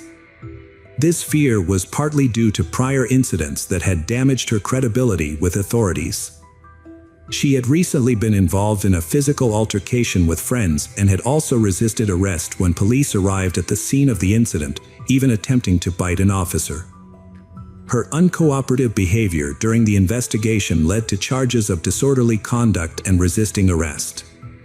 As a result, she worried that her claims of self-defense would be met with skepticism. Danielle was on probation for about a year. The cuts on her wrists were self-inflicted but superficial, leading investigators to doubt her claim of trying to end her life due to emotional turmoil. They also found she wasn't a role model, because she having signed up on a dating site and being unfaithful after learning of Michael's infidelity. Analysis of messages between Michael and Danielle showed she still loved him, but felt betrayed and disillusioned after learning of his affairs and plans to leave her. She was heartbroken, feeling he didn't appreciate her dedication. The prosecution used this against her. The prosecutor claimed the crime was premeditated in a fit of rage due to Michael's infidelity and impending divorce. Neighbors confirmed their loud arguments often turned physical. While Michael was described as kind and helpful, Danielle was seen as quarrelsome. Video evidence showed her acting irrationally and attacking others. Danielle's lawyer claimed her actions were self-defense due to a history of emotional and physical abuse by Michael. Relatives confirmed he was rough and emotionally abusive, frequently humiliating her, although never in their presence. They also noted Danielle became nervous and quick-tempered after years of marriage, but a relative recalled calling her crazy. The prosecution claimed Danielle deliberately left her husband to die, indicating she was waiting for him to pass away. They found she used a dating app on the night of the incident, suggesting premeditation driven by hatred and financial gain. Danielle stood to lose a portion of their shared wealth after the divorce. Her net worth was $1.2 million at the time of Michael's death. She had repeatedly changed her statements, possibly to confuse the investigation and tamper with evidence. The defense claimed Michael was a manipulator who preyed on his stepdaughter after his first wife's death. Despite a plea deal offering a 10-year sentence for manslaughter, the defendant insisted on her innocence, risking a life sentence for first or second-degree murder. The jury delivered a verdict on July 17, 2022, finding Danielle Redlich not guilty of premeditated murder, but guilty of tampering with evidence. She received a 5-year suspended sentence, which was reduced to 2 years due to time served. Hello friends. Welcome to our channel. Today we're going to take a look at another horrible case with you. The case of Antonia Barra. Antonia was born in the late 1980s to a loving family that valued closeness and togetherness. Her parents, Alejandro and Marcela, raised 5 children in a spacious home, providing a nurturing environment where care and attention were abundant. The children were well-behaved and kind, and the household was generally free of significant problems. Antonia, however, stood out from her siblings due to her exceptional qualities from a young age. She was remarkably perceptive, responsible, and ambitious, which made her a source of great pride for her parents. She consistently excelled academically, had positive relationships with her teachers, and had clear plans for her future. Antonia's aspirations included traveling and living a fulfilling life. After high school, Antonia successfully enrolled in her preferred university and began pursuing a highly competitive major. As a freshman, she dedicated herself to mastering the fundamentals of her chosen profession and actively participated in both academic and social activities, forming close bonds with like-minded friends who shared her interests and ambitions. Antonia had become particularly close to Consuelo Uribe, a law student. They friends enjoyed spending time together, going shopping, attending parties, and socializing. Their friendship deepened over time. When Antonia's boyfriend Rodrigo broke up with her, Consuelo suggested a distraction to help her cope with the heartbreak. Antonia, struggling to come to terms with the breakup, welcomed her friend's idea. To take her mind off the past and briefly escape her sadness, Antonia and Consuelo planned a trip to Pucón, a tourist town in Chile, to celebrate the country's Independence Day on September 18th. The music festival was scheduled to take place at the Black Room Club on the evening of September 17th. At around 6:30 p.m., Antonia, Consuelo, and 3 other friends, including Consuelo's boyfriend, set off for Pucón. The trip was smooth, and upon arrival, the group stayed in separate accommodations, with they staying in a summer house owned by the Uribe family. After 8 p.m., they got ready to head to a party at Black Room, a well-known spot that promised an unforgettable night. Before leaving, Antonia texted her dad, who reminded her to be careful around people she didn't know. Antonia assured him that being cautious was second nature to her. They had a great time chatting and dancing with friends. As fate would have it, Martin and Antonia unexpectedly ran into each other at the club. They were thrilled to see each other and spent the evening together, chatting and dancing. Throughout the night, Antonia would occasionally leave Martin's side to check in with her friend and greet other male acquaintances she had met while bar hopping. However, she didn't realize how much she had been drinking, likely due to the long drive and her empty stomach. This was unusual for her, as she normally didn't let herself get carried away with alcohol. Consuelo told Antonia it was time to leave the club, but Antonia was having too much fun and refused to go. Consuelo warned her to stop drinking and think about leaving, but Antonia was determined to stay. Despite Consuelo's concerns, Antonia chose to stay at the club, and Consuelo left without her. However, Antonia would soon come to regret her decision. One of their friends stayed at the club and saw what happened next. He later shared what he saw during the investigation and in court. He said that Martin started talking to Antonia and then took her hand, leading her towards the exit. Antonia seemed unsure and confused, likely because she had been drinking too much. Although she was in a daze, Antonia didn't seem to resist or mind being led away. It was unclear if she even knew what was happening. But external surveillance footage told a different story. According to Martin's friends, they left the club in 2 cars, but there was no room for her, so she ended up walking with them. Along the way, they passed a store, and footage showed that the man had forced her to enter. She was visibly intoxicated and unable to resist. Throughout the night, Martin, who was somewhat more sober than the others, attempted to exert control over the situation. The footage captured moments of Martin being overly affectionate towards her and trying to kiss her, despite her clear reluctance and attempts to pull away. After arriving upstairs around 9 a.m., Consuelo checked her messages and found a voice message from her friend Antonia. Initially, Consuelo had trouble making out what Antonia was saying, but after listening more closely, she caught a few words. Antonia was asking to be picked up, but Consuelo didn't know exactly where she was. To find her, Consuelo used her GPS and, accompanied by her boyfriend Jose, headed to the location indicated. Upon entering the house, Consuelo and Jose were shocked to find Martin standing naked, attempting to cover himself with a pillow. When Consuelo asked about her friend Antonia, Martin claimed he didn't know where she was. However, they soon found Antonia upstairs in one of the rooms, lying on a bed in her underwear, crying quietly. Jose carried her to the car, and Consuelo asked what had happened, but Antonia was too distraught to explain. At the summer house, Consuelo and Jose tried to comfort Antonia, holding her and talking to her. Eventually, Antonia opened up about what had happened. She confessed that Martin had taken advantage of her against her will, leaving her feeling powerless. After learning about the incident, Jose and Consuelo urged Antonia to report the attacker to the police and pursue justice. However, Antonia declined, fearing that her parents and the public would find out and judge her.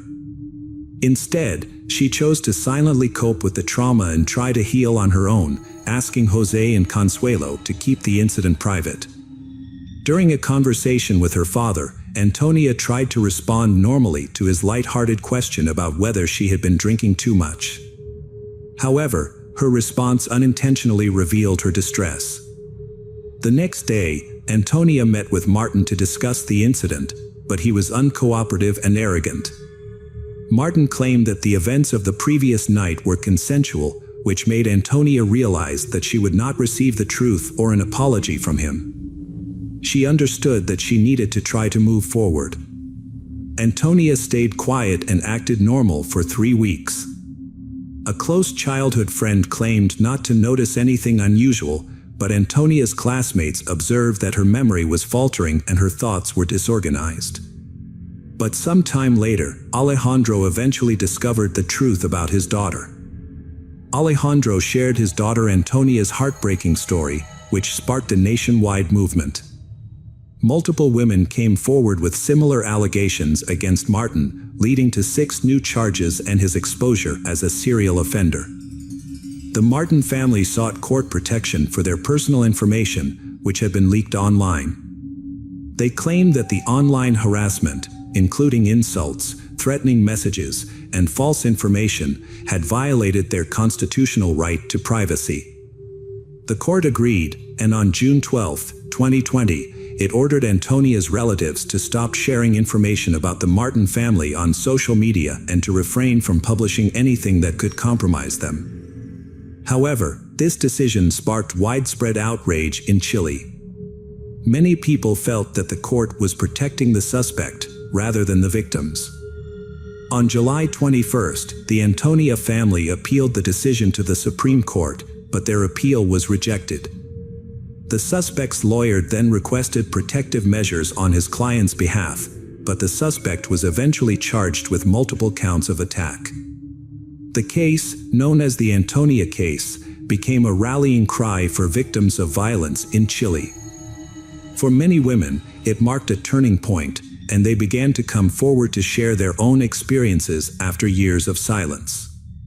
On July 22nd, a surprising turn of events occurred when the court changed Martin's preventive measure from detention to house arrest, effectively releasing him.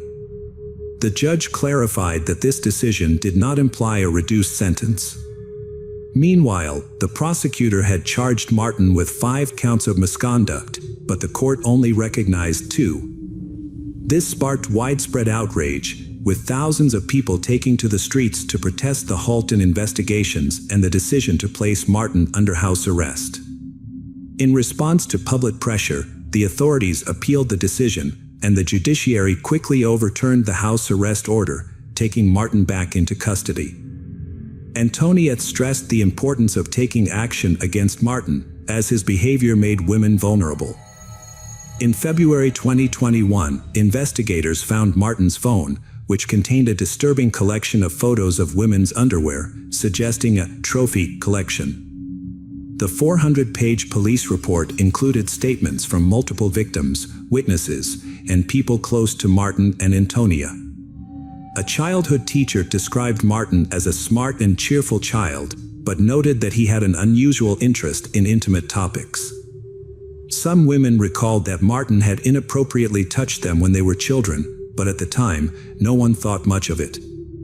On June 14, 2022, the criminal court in Temuco began its hearings, which were expected to last over a month. During this time, the prosecution presented evidence, expert testimonies, and witness statements. The court started watching a CCTV. Video footage revealed that Antonia was unable to control the situation. On August 26, Martin was sentenced to 20 years in prison for crimes against intimacy and intimacy-related aggression. However, on December 29, the Supreme Court accepted the defense's appeal, disagreeing with the verdict. A new trial was scheduled for spring 2023. In a related development, Martin's original lawyers resigned on March 16, and the public defense took over his case. The second trial began on April 24, 2024, focusing on 5 counts of violence and 2 counts of forced intimacy. During the trial, Martin waived his right to remain silent and provided his account of the events. He claimed that his actions were the result of severe intoxication. However, the prosecutor countered that by drinking with the victims, he had taken advantage of their vulnerability. Ultimately, Martin was found guilty on July 7, 2023. The federal prosecution sought a prison sentence of 41 years, but on July 28, 2023, Martin only was sentenced to 17 years in prison for committing 7 intimacy-related crimes against 6 victims. Since he had already spent time in custody, he would serve 14 years. Hello friends. Welcome to our channel. Today we're going to take a look at another horrible case with you. The case of Lizzie Marriott. In the fall of 2012, Lizzie Marriott began her studies in marine biology at the University of New Hampshire. To reduce her living expenses, she moved out of her family home in Massachusetts, where she lived with her parents, Bob and Melissa Lizzie, and relocated to Chester to live with her aunt and uncle, Tony and Becky Hannah. Lizzie quickly became a beloved member of her aunt and uncle's family. She had a passion for marine animals, which led her to pursue a degree in marine biology. Although she was now 2 hours away from her parents, they remained close and kept in regular contact. Lizzie was known for her kind, gentle, and sweet nature, which made her a favorite among those who knew her. Lizzie's aunt recalled that whenever Lizzie came home, she'd exclaim, "I'm home," and it filled their hearts with joy. Lizzie was thriving in her new life, with new opportunities opening up in her free time. She had found a job at Target, where she quickly fit in and earned respect from her colleagues. That's where she met Kate McDonough, an 18-year-old who quickly became a close friend. They girls often hung out after work, and one day, Kate invited Lizzie over to her apartment. On subsequent invitations, Lizzie was happy to accept. Lizzie and Kate planned a cozy evening with dinner and a movie on October 9th. However, Kate's boyfriend Seth joined them, bringing a lively atmosphere. Seth was a man of many talents, with a theater arts background and a black belt in karate. Lizzie's family and friends expected a fun evening together. When she failed to return home at the agreed-upon time, her relatives initially thought she might have stayed overnight at a friend's place and then headed to university. However, when she didn't show up the next day, her aunt and uncle grew concerned and contacted her parents, who were also unaware of her whereabouts. Lizzie's parents immediately drove to Chester, reporting their daughter's disappearance to the police along the way. The investigation began, and the police questioned everyone who knew Lizzie, but her relatives had no idea where she had gone. Fortunately, a friend named Nate revealed that he thought Lizzie might be with Kate McDonough. Nate asked Kate if she had seen Lizzie. Kate replied that she hadn't. Detectives began investigating the new information provided by Nate. In the meantime, they discovered that her bank accounts showed no activity, and her phone was dead. This led them to rule out the initial theory that she might have been involved in an accident. Shortly after, her car was located. After interviewing her friends and co-workers, investigators gathered some information about Kate and her boyfriend, Seth. Lizzie and Kate's acquaintances have noticed they spending increasing amounts of time together, despite their vastly different personalities. Outwardly, Lizzie is sociable and compassionate, whereas Kate is known for being rude. The reason behind their close relationship remains unclear. Lizzie was once a cheerful person, but after meeting Seth, she changed. Her co-workers noticed a difference, and she distanced herself from relatives who disapproved of Seth's behavior. They started dating when Lizzie was 17 and moved in together in Dover, New Hampshire, after she turned 18. On October 12th, authorities questioned Kate and Seth separately but at the same time. This tactic helped investigators gather more information. For 2 hours, Kate consistently denied ever having met Lizzie on October 9th, but then she stopped cooperating completely with the investigation. Seth, on the other hand, was more open with the details. He contradicted Kate's account, saying that Lizzie was actually at their place on the 9th. Seth described the events of that day saying that he, Kate and Lizzie watched a movie together, played strip poker and then engaged in a consensual threesome. However, the situation becomes tragic when things don't go as planned. Lizzie accidentally dies while tied with rope. Too shocked and afraid of being misunderstood, Seth and Kate decided to dump Lizzie's body into the Piscataqua River on Pierce Island. After being questioned for 11 hours, Seth accompanied police to the location and reenacted how he and Kate threw the body off the cliff. Lizzie's parents doubted Seth's account of her death, insisting she was in a loving relationship with Brittany and wouldn't cheat or take her own life. They urged police to find her body for a proper burial. The search continued with volunteers and a detective, but strong river currents made it possible her body was swept to the Atlantic. The investigation into Lizzie's death continued with a search of Seth's apartment. Detectives found the apartment cluttered and disorganized, with evidence of Seth's interest in occultism and black magic.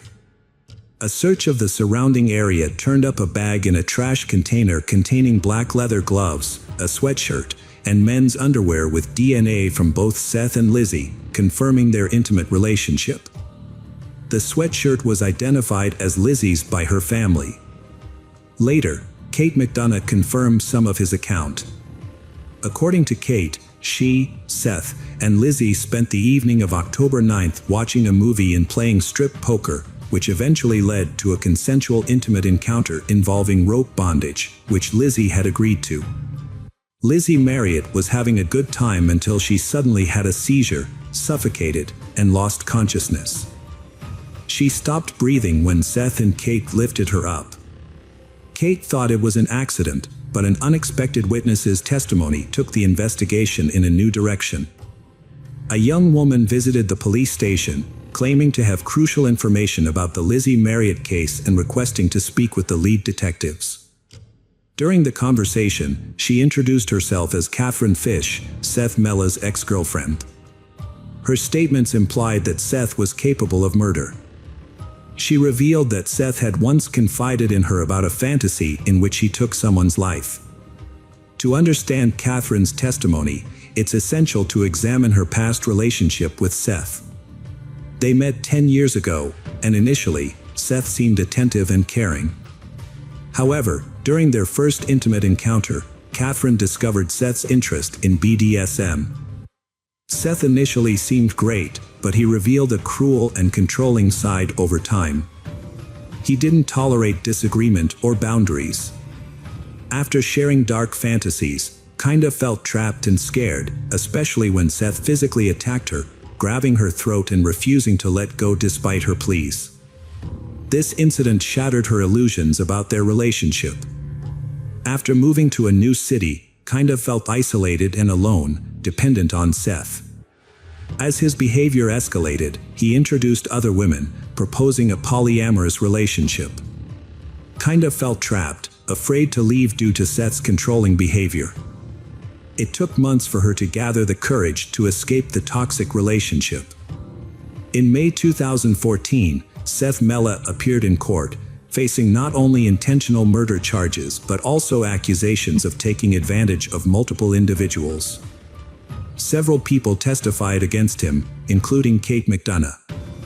2 months after Lizzie's death, Kate was arrested and held in custody on charges of obstructing justice and interfering with the investigation. During her time in custody, Kate had ample opportunity to reflect on the events and consider who she was protecting. While imprisoned, Kate and Seth stayed in close touch and envisioned a life together in a country where they could not be extradited. They shared dreams of getting married, starting a family, and building a future, but their escape plan stalled in the winter of 2012. Seth convinced his cellmate, Ryan Bachman, who was about to be released, to help their escape. The plan was for Ryan to use his bank account to withdraw money, buy drugs, and sell them to increase their initial investment. They intended to use the money to purchase guns, 2 cars, explosives, and a boat. Ryan had different intentions and chose to keep the money for himself, causing Seth to give up on their plan to escape. Meanwhile, authorities became aware of their scheme. Seth wrote to Kate and hinted at a reunion in the afterlife, suggesting he believed in its existence. This could imply that Seth was vaguely suggesting Kate should consider ending her life to join him in the afterlife. As time passed, Kate's thoughts became clearer, allowing her to make a more rational decision when the prosecutor's office presented her with a favorable deal in 2014. Under the agreement, Kate was required to reveal the truth about the events that occurred on the evening of October 9th, and in return, her potential 20-year prison sentence was significantly reduced to 3 years. This offer was especially beneficial in light of the circumstances that later came to light during the investigation. As part of their agreement, Kate acknowledged that she was deeply intimidated by Seth and followed his instructions without hesitation. Over time, Seth had slowly stripped Kate of her autonomy and stifled her ability to make decisions for herself. Approximately 6 weeks before the tragic event, Seth had asked Kate to arrange a threesome with someone else while she was away on a 10-day theater tour, but Kate was unable to find someone to participate. Over time, Seth's messages to Kate became increasingly aggressive, transitioning from giving her instructions to making threats. He warned her of severe consequences if she didn't meet his demands, which included bringing a friend to participate in his plan. Kate invited Lizzie to visit her at home, and Lizzie agreed because she trusted Kate and had been to her place before. However, Kate didn't tell Lizzie that Seth would also be there, as she knew Lizzie might be hesitant. Seth had seen Lizzie's photos and was eager to meet her. On October 9th, Seth arrived at Kate's apartment at 9 p.m. At first, Kate and Lizzie chatted together, and Seth joined in later, initially creating a light-hearted atmosphere with his jokes and friendly demeanor. As they watched a movie, Seth suggested playing strip poker, dimming the lights to create an intimate setting. Lizzie began to lose the game, eventually ending up in her underwear. In another round, Seth suggested kissing Kate, but she refused, explaining that she was in a committed relationship and found the idea unpleasant. Seth suggested leaving Lizzie alone, but she refused. He retrieved a rope and gloves from his room, returned, and strangled her with the rope before she could react. After killing Lizzie, Seth committed a further act of violence against her body. His girlfriend, Kate, was present but did not intervene, claiming she was too scared to act. She feared that she would become the next victim if she tried to help. Later, at around 1 a.m., Seth and his girlfriend wrapped Lizzie's body in tarpaulin and placed it in a suitcase. They then transported the suitcase to Lizzie's car and drove to Pierce Island by the river. From the observation deck, they removed Lizzie's body from the suitcase and threw it off the cliff. After the incident, Kate and another person cleaned up inside her car. Then they drove to the campus parking lot, where Kate parked her vehicle. From the parking lot, they walked a 10-mile distance to Kate's home. The experience left Kate severely shaken, and she went into shock. She was also fearful of testifying against Seth in the future, worrying that he might intimidate or silence her due to concerns for her safety. During the trial, Kate's excessive sobbing raised suspicions, with some doubting her emotional display and suggesting she was a skilled actress. Kate's defense claimed that Lizzie's death was an accident during intimacy, but acknowledged that Seth and Kate had disposed of the body. They alleged that Seth isolated and coerced Kate, affecting her mental state. The prosecution focused on deliberate murder, citing the discovery of gloves at the scene, which suggested premeditation. Roberta Gherkin and Paul Hickok, acquaintances of Seth Mella, testified for the prosecution. After Lizzie's murder, Seth called them at 10:49 p.m. asking for help. When they arrived after 11 p.m., they found Seth on the bed next to Kate McDonough in lingerie. Seth said, "This time things went too far." Roberta found Kate in the kitchen and suggested calling an ambulance. They chose not to intervene or contact police, avoiding involvement. Seth Mella was convicted of first-degree murder by strangulation and conspiracy in 2014, receiving a life sentence without parole. Kate McDonough, who was 20 at the time, got a 3-year sentence as part of a plea deal and was released in 2016. She has since maintained a low profile. Lizzie Marriott's parents, Bob and Melissa, do not feel the sentence is sufficient. They hope her case can serve as a warning to others, especially women. They created a memorial bench in her hometown since her body was never recovered. Hello friends. Welcome to our channel. Today we're going to take a look at another horrible case with you. The case of Klondike Bishimbayev. Klondike Bishimbayev was born on April 11, 1980, in Gil, Kazakh SSR. Klondike Bishimbayev grew up with his younger sister Arujin, born in 1984. He received 3 higher educations, studying at Kazakh Academy of Management, Taz University, and George Washington University through a presidential scholarship. At 26, he defended his PhD thesis in economic sciences. Klondike began his career as a bank manager in 2000. He briefly interned at the Ministry of Economy, then held senior positions in large companies before returning to the ministry in 2016. He became the young head of the ministry but was dismissed 8 months later due to a bribery scandal, sentenced to 10 years in prison. However, He was released on parole after just 1 year. In his personal life, Klondike was married twice. His first wife, whom he married in 1999 and had a son in 2000. They divorced in 2004. In 2006, he married, with whom he had 3 children before divorcing in 2020. After a few years, he married Sultanat Nuknova. Sultanat Nuknova was born on May 15, 1992, in Pavlodar, Kazakhstan. She was the youngest of 2 children to businessman father and economist mother. Her uncle was a prominent politician. As a schoolgirl, Sultanat became interested in astrology, studying literature and making accurate predictions for friends and classmates. She turned her hobby into a career, achieving success quickly.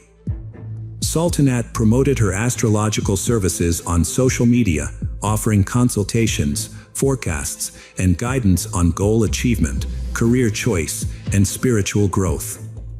She also gave advice on love affairs and relationships, with a client base consisting only of women and girls.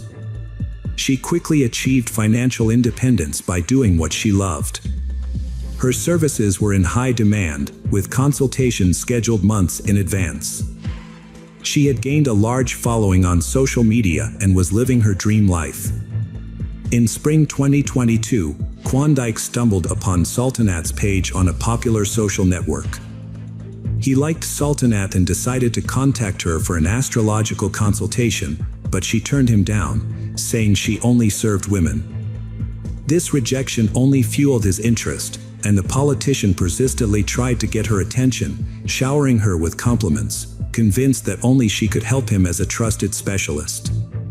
Sultanat was flattered but refused to meet Klondike, who repeatedly asked her out despite Sultanat offering online consultations. He persisted for months, gathering information about her life, habits, and interests, but she remained uninterested. Sultanat initially refused to meet the man, but eventually agreed to a meeting for face-to-face counseling. Despite his good impression, polite behavior, and courtesy, she told her brother that he was not her type and they wouldn't match.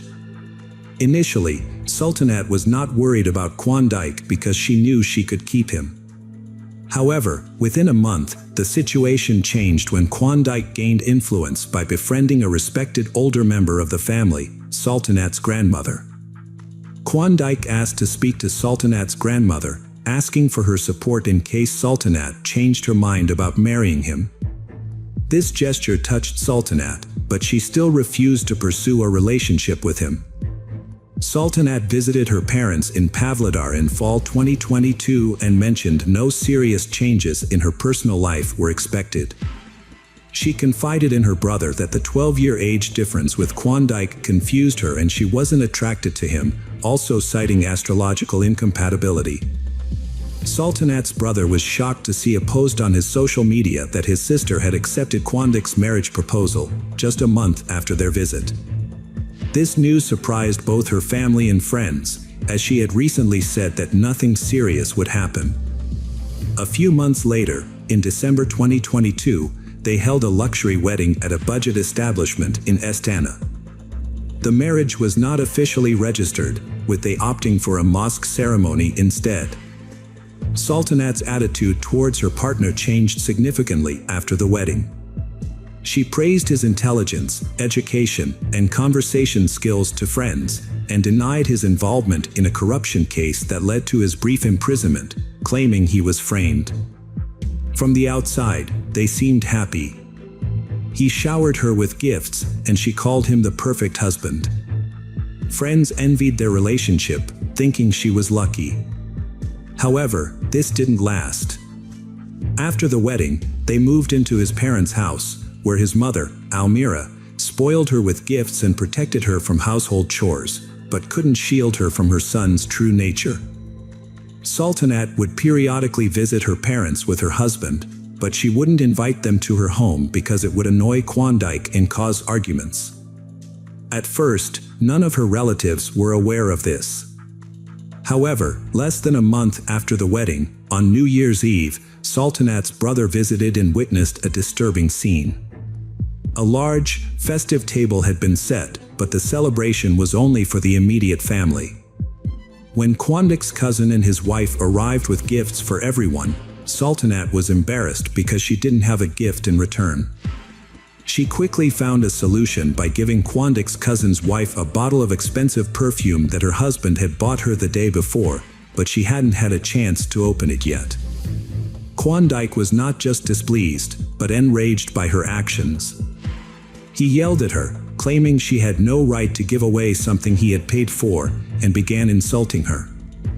The guests quickly left, and when her parents tried to intervene, they were rudely shut down. In a fit of rage, Quandik overturned the table, spilling food and drinks everywhere, and ruining the New Year's Eve celebration. Sultanat's brother was shocked by the scene and didn't know how to react. The next day, Sultanat confided in him over the phone that her husband's behavior had changed dramatically since their wedding, and she was unsure of the reason, but hoped the situation would improve with time. Sultanat Nukanova's brother advised her to end the relationship and return home, but she flatly refused. 2 months later, she sent him selfies showing severe bruises on her face, asking him not to ask any questions. Concerned, her brother tried to contact her, but she didn't answer his calls. He then reached out to her husband, Quandik, who agreed to meet with him. During their meeting, Quandik told Sultanat's brother to stay out of their business and refused to explain the cause of the bruises on his wife's face. Quandik was also unable to account for Sultanat's whereabouts, which filled him with uneasy thoughts. Fortunately, Sultanat was eventually found at her parents' country home. Despite the pleas of loved ones, Sultanat returned to her husband, insisting that she loved him and was willing to do anything to save their marriage. For a while, he behaved impeccably, showering her with gifts and promising to change for her sake. They even took a vacation together to a popular resort in the Maldives, where they appeared to be very happy. Sultanat didn't explicitly complain about her marriage, but her behavior and appearance changed. She lost weight, became withdrawn, and wore revealing clothing, possibly to hide bruises. She stopped working as an astrologer and blogger, and only posted happy photos with her husband on social media. Quandik took away her source of income, making her reliant on him. She was not allowed to socialize without his permission and was monitored at all times. Despite appearing perfect to outsiders, their relationship was actually controlling and suffocating. Sultanat confessed to her friend that her husband exerted total control over her, forbidding her to work or contact her parents without his knowledge, and was irrationally jealous, accusatory, and abusive. Despite her friend's horror and advice to leave him, she insisted she just wanted to talk, not be advised. They sought help from a family psychologist to save their marriage. Sultanat's husband rejected her therapist options and instead chose his own specialist, who blamed Sultanat for all their problems. She suspected her husband had hired the therapist to humiliate her. In summer 2023, Sultanat tried to leave him and stay with her parents, but her husband appeared a week later, asking for another chance and suggesting a change of environment to save their marriage. Sultanat hoped having a child would change her husband's attitude, but she couldn't get pregnant. After a family dinner in October, she briefly left her husband and moved into a rented apartment found by her brother. However, she returned to her husband 10 days later and even remarried him in a mosque ceremony, which she personally told her family about. On November 5th, she invited her family and close friends to her cousin's restaurant. Quandik made a good impression with his chivalrous behavior, being attentive and affectionate towards her. Everyone believed his feelings were genuine, but tragedy was looming. On November 9th, a relative contacted Sultanat's brother over the phone, sounding frightened as she asked about the truth of a social media rumor. After clarification, she shared a news link which reported that a former economy minister had taken the life of his young wife. Sultanat had asked to stay with him for a night after threatening to leave her husband. He agreed and told her where to find the spare keys, but she never arrived and her phone stopped working. He rushed to her house, but found no one there, and her husband was not answering his phone, which made things even more concerning. The decision was made to immediately go to the family restaurant, where Sultanat was last in contact, to search for answers. While on the way, he received a call from his frightened parents, who had also read the news and were trying to find out what had really happened. However, he couldn't provide them with any information and only promised to look into it. When he arrived at the restaurant, he was met by police officers who expressed their condolences and informed him that his sister had sadly passed away before receiving medical attention. Overwhelmed and disbelieving, he struggled to accept the news, but tragically, it was confirmed to be true.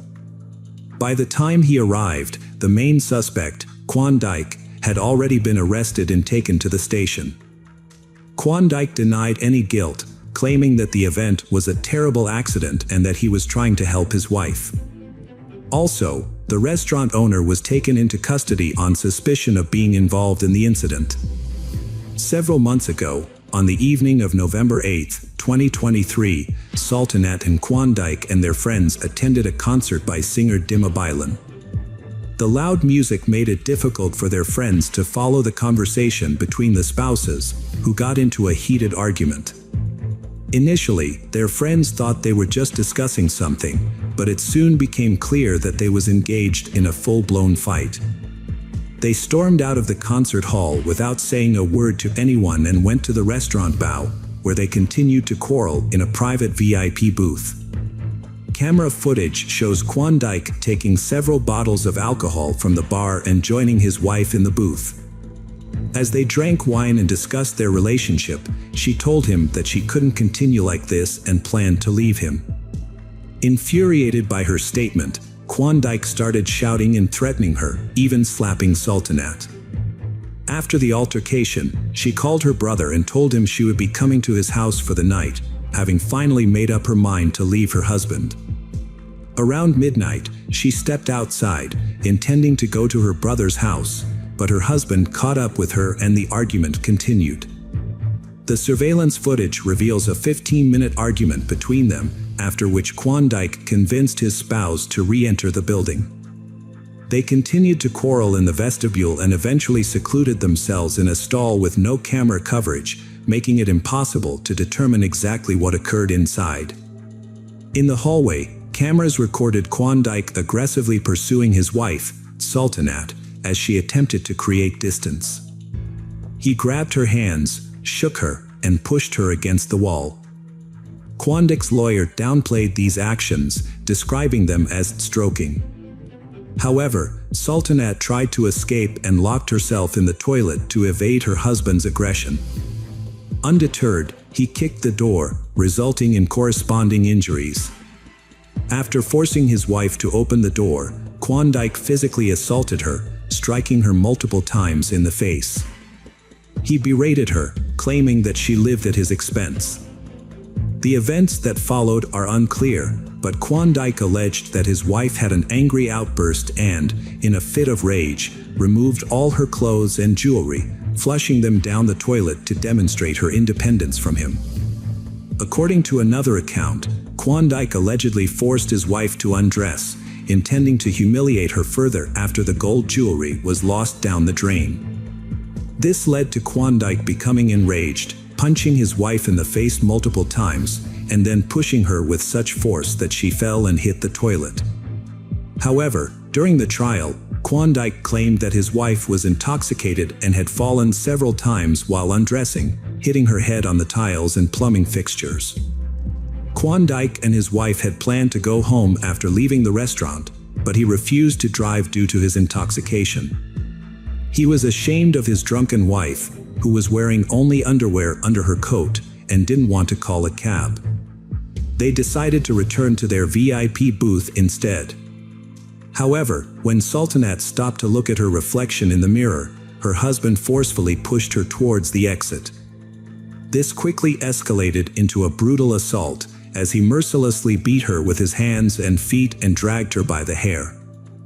At around 7 o'clock in the morning, he dragged her back to the VIP cabin, where he continued his attack. Klondike ultimately caused severe harm to Sultanat, but during the trial, he claimed he had no involvement in her injuries. According to him, she had fallen and hit the floor and furniture on her own, and then fell asleep on the sofa. He alleged that he noticed a bruise on her face, but rather than seeking medical attention, he consulted a fortune teller to determine if everything was all right with his wife. The fortune teller told Klondike his wife was drunk and needed sleep, so he calmed down and didn't touch her. Later, he realized she wasn't breathing and called his brother, Bakan Banov, also the restaurant owner. Together, they deleted CCTV footage, claiming it showed his wife's indecent behavior. Banov called an ambulance in the evening, but she had already died. He claimed to have tried CPR, but it was too late. Both brothers were arrested by law enforcers. Klondike's former wife, Nazim, was also under scrutiny several years ago when her then-husband was arrested on corruption charges.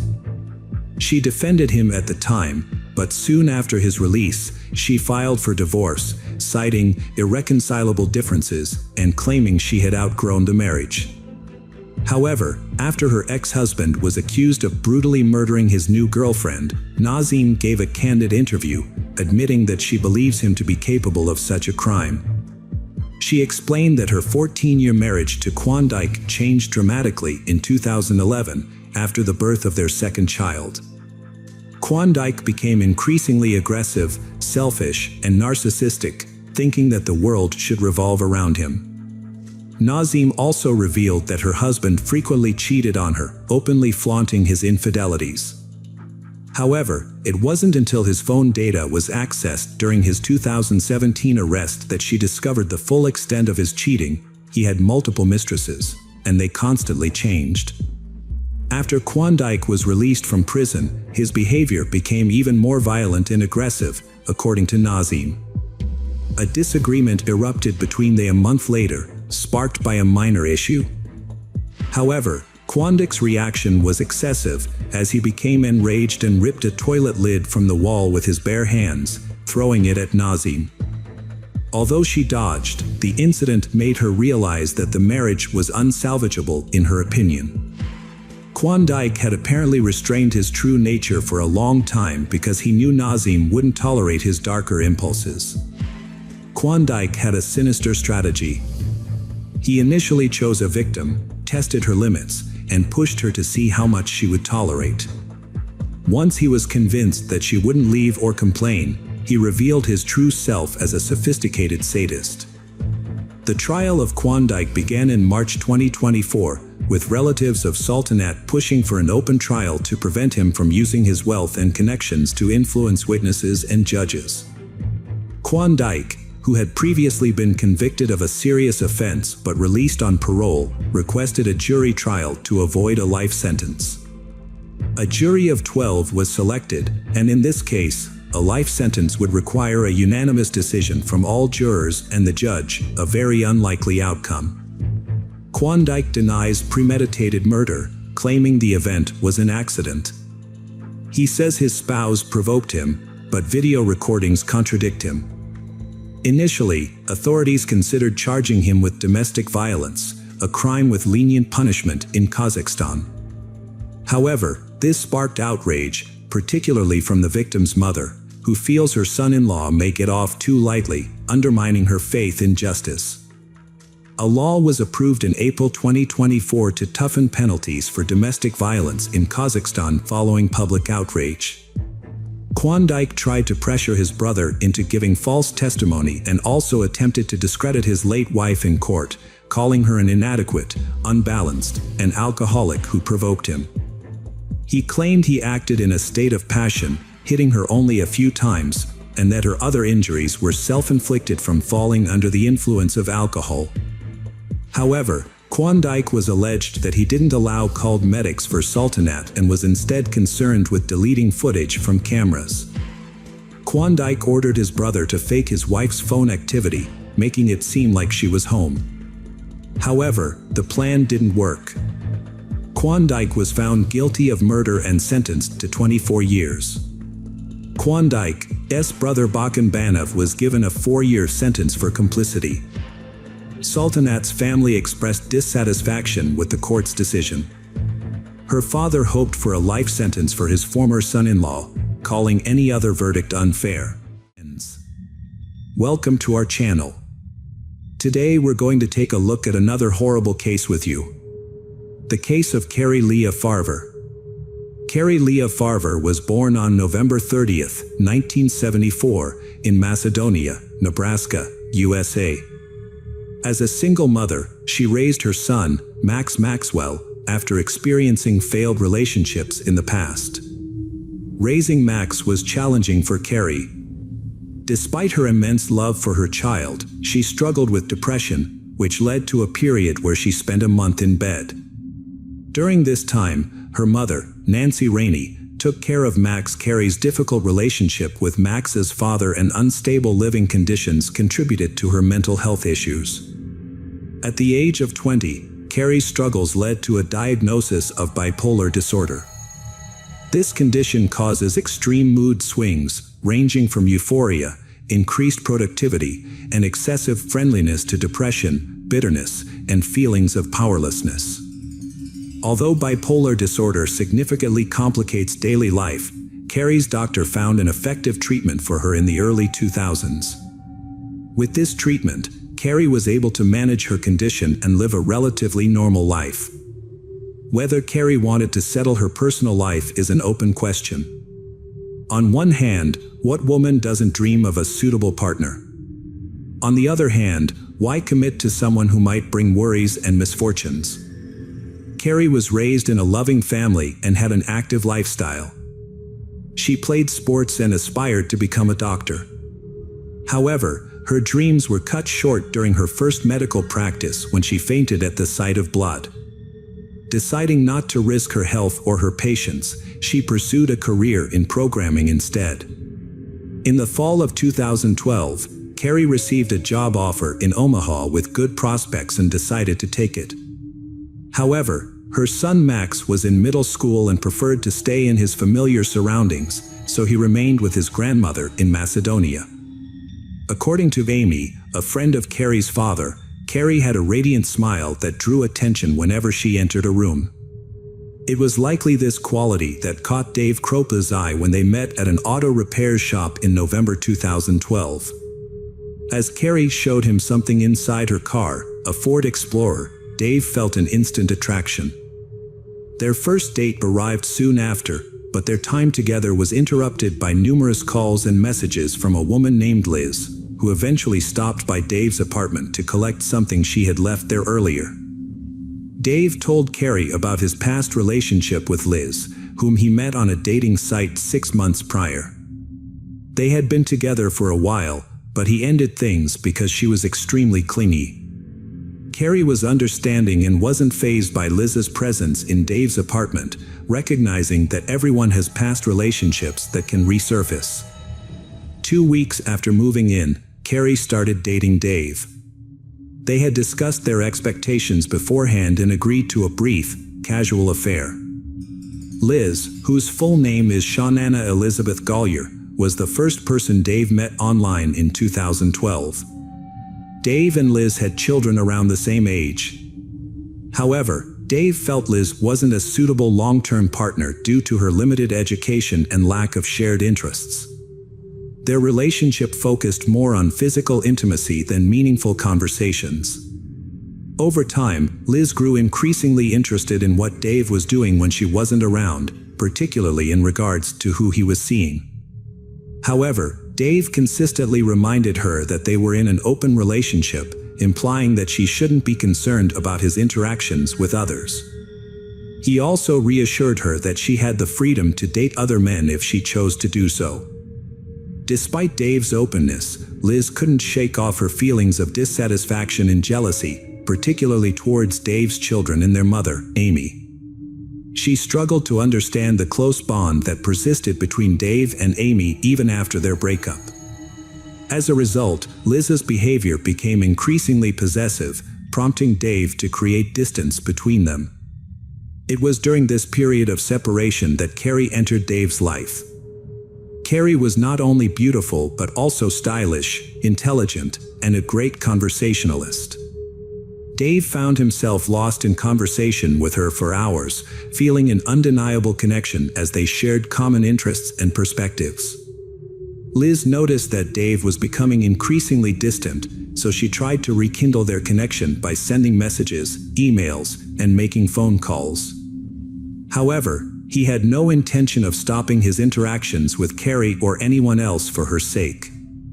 Meanwhile, Carrie and Dave were spending more nights together, which was convenient for Carrie's work schedule and enjoyable for Dave. Carrie seemed to be taking things lightly, focusing on having fun and not looking for anything serious. In December 2015, Liz was shot and non-fatally wounded, leading her to suspect who might be responsible and realize she needed to take action. 2 years prior, on November 13, 2012, Carrie had kissed Dave goodbye before he left for work, expecting to see him later.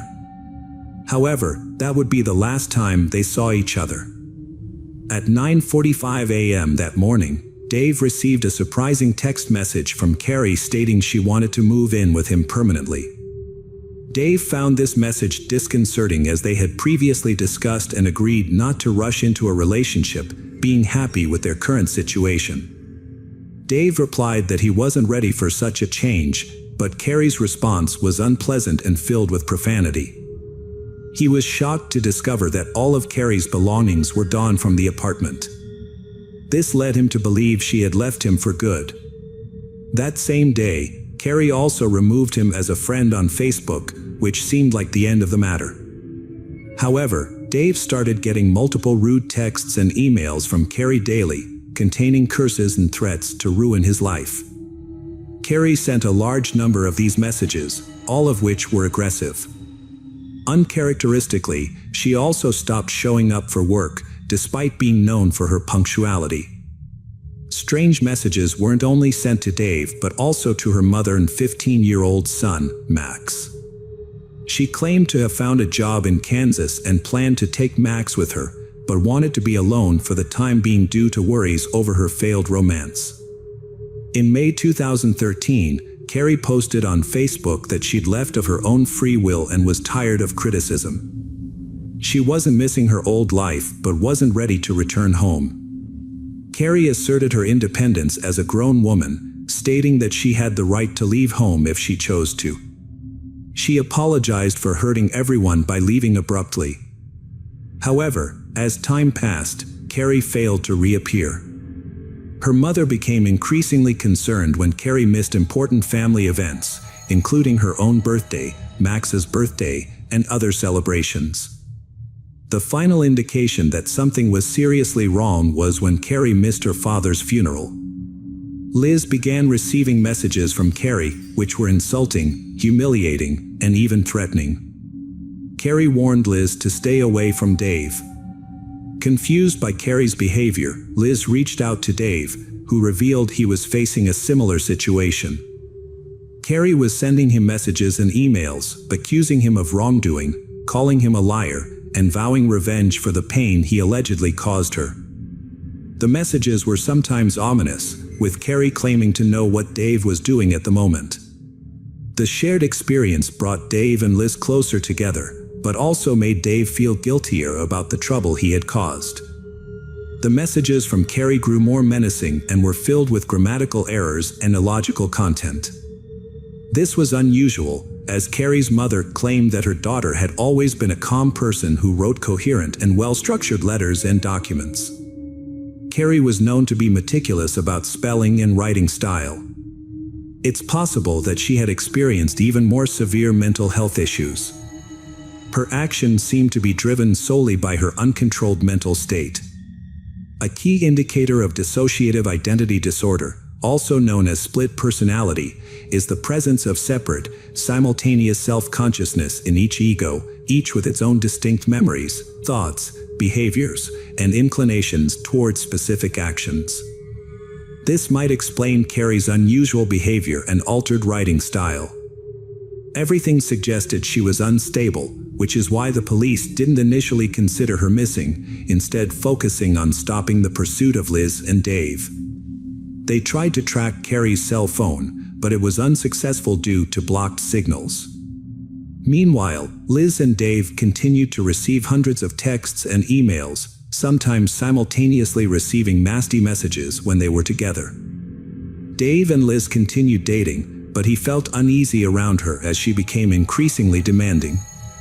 Despite claiming to be fine with their no-commitment relationship, Liz's behavior suggested otherwise. Every time Dave tried to end things with Liz, Carrie would start texting him, bonding with him over their shared victimization. This common ground drew Dave and Carrie closer together, causing them to reunite repeatedly. In January 2013, a missing car was surprisingly found in Dave's front yard. However, the fingerprints on the steering wheel didn't match Carrie's, and the car showed no suspicious signs. The police eventually returned the car to Carrie's parents. Carrie continued to message Liz and Dave, escalating her behavior by sending pictures of their children and threatening to harm them unless Dave left Liz alone. As time passed, Carrie's stalking persisted, and Liz's jealousy grew, frustrating Dave.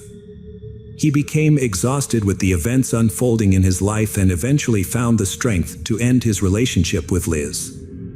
This decision came shortly after a tragic incident in August 2013, when Liz reported a fire at her home that resulted in the death of all her pets, including a snake, a cat, and 2 dogs. Liz suspected Carrie was responsible, citing repeated threats made via texts and emails. The incident marked a significant turning point in the case of missing person Carrie Farver, leading to Carrie's placement on a federal wanted list. Tens of thousands of messages were meticulously analyzed. Law enforcement seized cell phones from Dave and Liz, as they believed Dave was also in danger. Someone had vandalized the auto repair shop where he worked and thrown a brick through his window. It appeared that Carrie's anger was directed at anyone in Dave's life. Consequently, Amy Flora, Fave's ex-wife, began receiving threatening messages from Carrie. As Dave spent time with his children, he also saw Amy regularly. The police were perplexed as to why Carrie, who had dated Dave for less than 2 weeks, was now stalking Dave and his ex-wife. The investigators decided to focus on Dave Coupa, as Carrie's disappearance raised many questions that needed to be answered. It was a mystery that didn't add up. Carrie Farver's family was also tirelessly searching for her, exploring every possible lead to find her. Their efforts finally paid off in the spring of 2015, when detectives Ryan Avis and Jim Doty took on the case. Unfortunately, they found no evidence that Carrie was still alive. One of the detectives shared their thoughts with ABC News. It's unusual for adults to suddenly leave without using any money. No one saw or heard from her, which doesn't make sense. She had a good income and a nice home. I've come to believe that I have no proof she's alive. With the help of a digital forensics expert, the detectives analyzed data from Kropa and Gore's phones from 2013. Kawa discovered that Carrie had sent over 50,000 texts and 15,000 emails to Dave in just 3 years. Whoever was impersonating Carrie became increasingly sophisticated, trying to hide their IP address and true identity. Somebody with expertise in computer programs seemed to be behind the strange occurrences. In December 2015, Liz Garr contacted the police again, this time reporting that she had been shot in the leg on her own doorstep. She claimed her attacker was Amy Flora, not Carrie. Coincidentally, Dave was missing a gun that Amy may have had access to. This new development raised suspicions that Amy might be involved in Carrie's disappearance. The investigation uncovered a lead that suggested Amy's motive. She may have been seeking revenge against women connected to Dave Krupp. Amy's relationship with Dave had been complicated, and the presence of other women in his life might have prevented them from reuniting. The police promptly questioned Amy, but surprisingly, she had a solid alibi.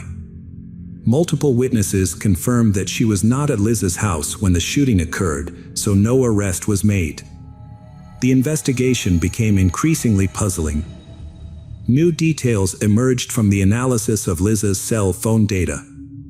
Investigators found fake email addresses using variations of Farver's name and an app used to schedule messages.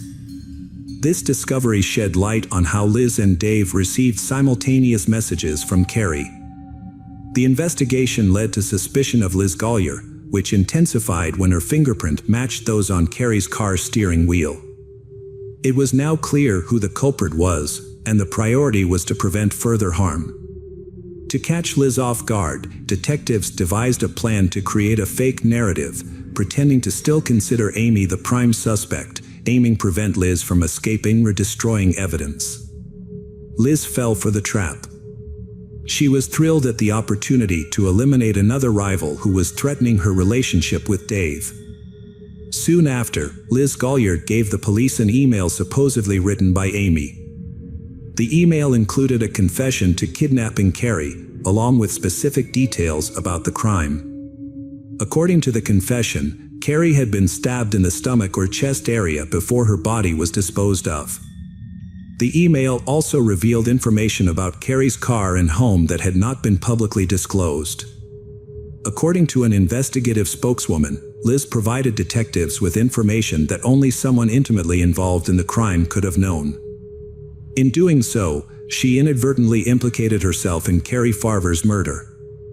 The letter made it clear that the crime occurred in a car, prompting authorities to re-examine the victim's vehicle. Upon removing the seat covers and fabric, specialists discovered a blood stain belonging to Carrie Farver.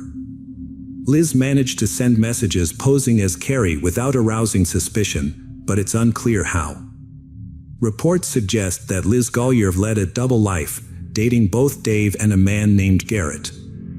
Notably, Garrett's IP address was linked to messages sent under Carrie's name. When questioned, Garrett revealed that he had been in a long-term relationship with Liz. Out of kindness, Garrett invited Liz to move in with him and his children after a fire. However, their relationship became complicated and deteriorated significantly once they started living together. Garrett would often take care of Liz's children while she isolated herself in her room or left the house. Garrett was shocked by what the police told him. It was discovered that Liz spent 40 to 50 hours a week pretending to be a missing woman. Although her room was messy, no significant evidence was found. However, investigators did discover several cell phones and electronic devices in the last place she stayed. In late December 2016, Shaunana Liz was charged with first-degree murder. The county prosecutor commented on the complexity of the investigation, stating that most murders are dark, but this crime was particularly bizarre. It would take some convincing to make someone believe it actually happened. Liz's actions, including letting her dog die in a fire she set herself and shooting herself in the thigh, were attempts to deflect suspicion from herself. Liz's attorney, James Martin Davis, believed the case against her was weak since it was largely based on circumstantial evidence. Key pieces of evidence were missing, including Carrie's body and the crime weapon, and Liz had not confessed to the crime. In fact, there was no conclusive proof that Carrie was even dead. The defense team requested a mistrial, which would allow a judge to determine the extent of Shaunana's guilt. The prosecution presented a substantial amount of complex electronic evidence, as well as physical evidence. They argued that the amount of blood found on the passenger seat of Carrie's car supported the theory that she had been stabbed. Investigators also found a direct link between Shaunana and Carrie's murder by analyzing a memory card that Shaunana had used around the time Carrie went missing. The memory card, which was found in a tablet stored at Dave's residence, contained deleted images. It was clear that the foot belonged to a people who had been deceased for several years. Notably, Carrie had a similar tattoo among her distinguishing features. Her mother later confirmed that the tattoo indeed belonged to Carrie. The photo solidified the conviction of Shaunana Liz was predator. The judge ruled her guilty of first-degree murder and handed down a life sentence without parole, stating that Carrie Farver did not disappear by choice but was tragically murdered. Authorities suspect that Shawnana murdered Carrie, allowed her body to decompose, and then burned the remains to eliminate all evidence. Motivated by jealousy, she decided to eliminate her rival. After disposing of Carrie, Shawnana took her cell phone and used it to send messages that would make Farver appear unstable and win back Dave's favor. When this plan succeeded, Shawnana wanted to eliminate Amy as well, but she became too entangled in her own scheme and ultimately fell into her own trap. Shawnana, also known as Liz, was also found guilty of arson for setting fire to her own home in August 2013 and attempting to blame it on Carrie. The fire destroyed the house and killed pets, resulting in an additional 20-year prison sentence. She is currently serving her sentence at the Nebraska Correctional Center for Women, despite maintaining her innocence.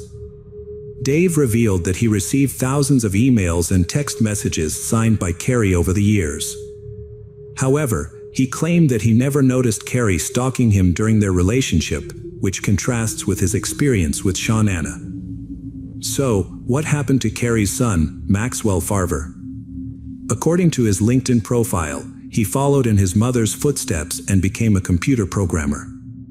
He graduated from the University of Iowa with a degree in software engineering and data science, and is now married. Although it's unlikely he's forgotten the past, he may have found some peace with his new family. As for Dave Kropa, he now lives a private life, away from the public eye. He doesn't have a public account on any social media platform. This disturbing crime story is a harsh reminder of the complexities and manipulation that can occur in human relationships. It highlights how vulnerable we can be in our own surroundings, unaware of the true nature of those around us. Friends, welcome to our channel. Today we're going to take a look at another horrible case with you, the case of Roxana Valdez. Roxana Valdez was born in 1957 in a small village in the province of Punta Arenas, Chile. Roxana married a man whose name is not publicly known, and they had a son together. However, the marriage was not successful, and they separated in 2011. As a single mother, Roxana faced significant challenges in her small village, where job opportunities were limited. The community's main occupation was farming and selling produce, and the local schools focused on teaching agricultural skills. Roxana worked at the Don Gregorio boarding school, which trained students to become agricultural technicians. Her role was a night supervisor, responsible for ensuring the students' behavior and slept at night.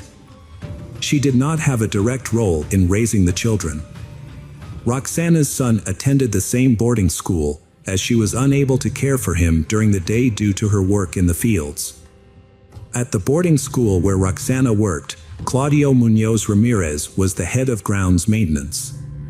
His nighttime work schedule led to him meeting Roxana. Despite their 14-year age difference, they discovered they had a lot to talk about. Roxana would often spend entire nights discussing school issues and her failed marriage with Claudio. They also shared commonalities in their personal lives. Claudio had 2 daughters he loved, but he felt disconnected from their mother and had considered divorce multiple times. However, he stayed in the marriage because of a promise he made to her late father. Over time, Claudio seemed to forget his promise and began spending more time with Roxana, away from his family. Eventually, he made a decisive move without explaining himself to his wife. He packed his belongings and left their home to be with Roxana, who happily welcomed him into her life. Their relationship moved forward quickly, but Roxana overlooked some important red flags. She welcomed a man she barely knew into her home, despite having children who needed her attention.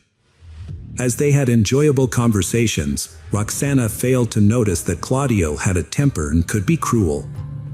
The first major incident occurred at the boarding school, where Claudio was in charge of cleanliness. During a scheduled cleanup day, some students refused to participate, which infuriated Claudio. He threatened to beat anyone who didn't help, despite having no teaching experience. Although it's unclear if he would have followed through on this threat, the students eventually started cleaning. Later, they collectively complained to the principal about Claudio's threats of physical violence. The principal, unhappy with Claudio, asked him to resign voluntarily. This was a significant setback, as the Don Gregorio boarding school was one of the few places in the area that offered stable and decent-paying jobs. After searching for work in fields and at fruit bases, Claudio realized it was a futile effort. He and Roxana decided to look for a better life elsewhere, but they left their son at the boarding school so he could continue his education. They didn't want to take any risks by bringing him along. To avoid relying on employers, who had already let them down, Claudio and Roxana decided to start their own small business, a fruit kiosk. They moved to Molina, a commune a couple of hours from the Chilean capital, known for its vineyards and wine exports. Roxana and Claudio bought a kiosk near their new home, found suppliers for vegetables and fruits, and started their small family business. Claudio took care of purchasing and transporting products, while Roxana handled sales throughout the day.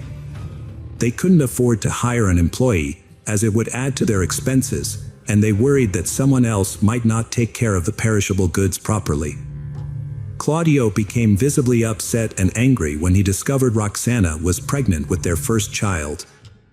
This was a moment that required serious thought, but Roxana, caught up in their new relationship and thriving business, agreed with Claudio's suggestion to give the baby to her relatives to raise after birth. However, Roxana suffered a miscarriage afterwards. Following this, Claudio's behavior changed significantly. He frequently yelled at Roxana and occasionally turned violent. Neighbors, tired of the constant noise, often called the Chilean police, the carabineros, to intervene in their domestic disputes. One time, when the carabineros responded to a call, they found Roxana in tears and partially undressed, fleeing the house with Claudio chasing after her. Roxana revealed to the officers that she was suffering from ongoing domestic abuse, which had caused her miscarriage. The incident left her needing psychological support. However, as time went by, they seemed to put their issues behind them and continued living together as if nothing had happened. After the incident, Claudio should have faced charges, but Roxana chose to forgive him and give him another chance. She made him promise that it wouldn't happen again. Although Claudio promised to change, his past behavior with his ex-wife suggested that his words might not be reliable. Sadly, the past repeated itself. Claudio stopped physically abusing Roxana, but he started going out to local bars at night, drinking heavily and spending a lot of their family's money on alcohol and encounters with women. Roxana put up with her husband's behavior, hoping that he would settle down once they had a child.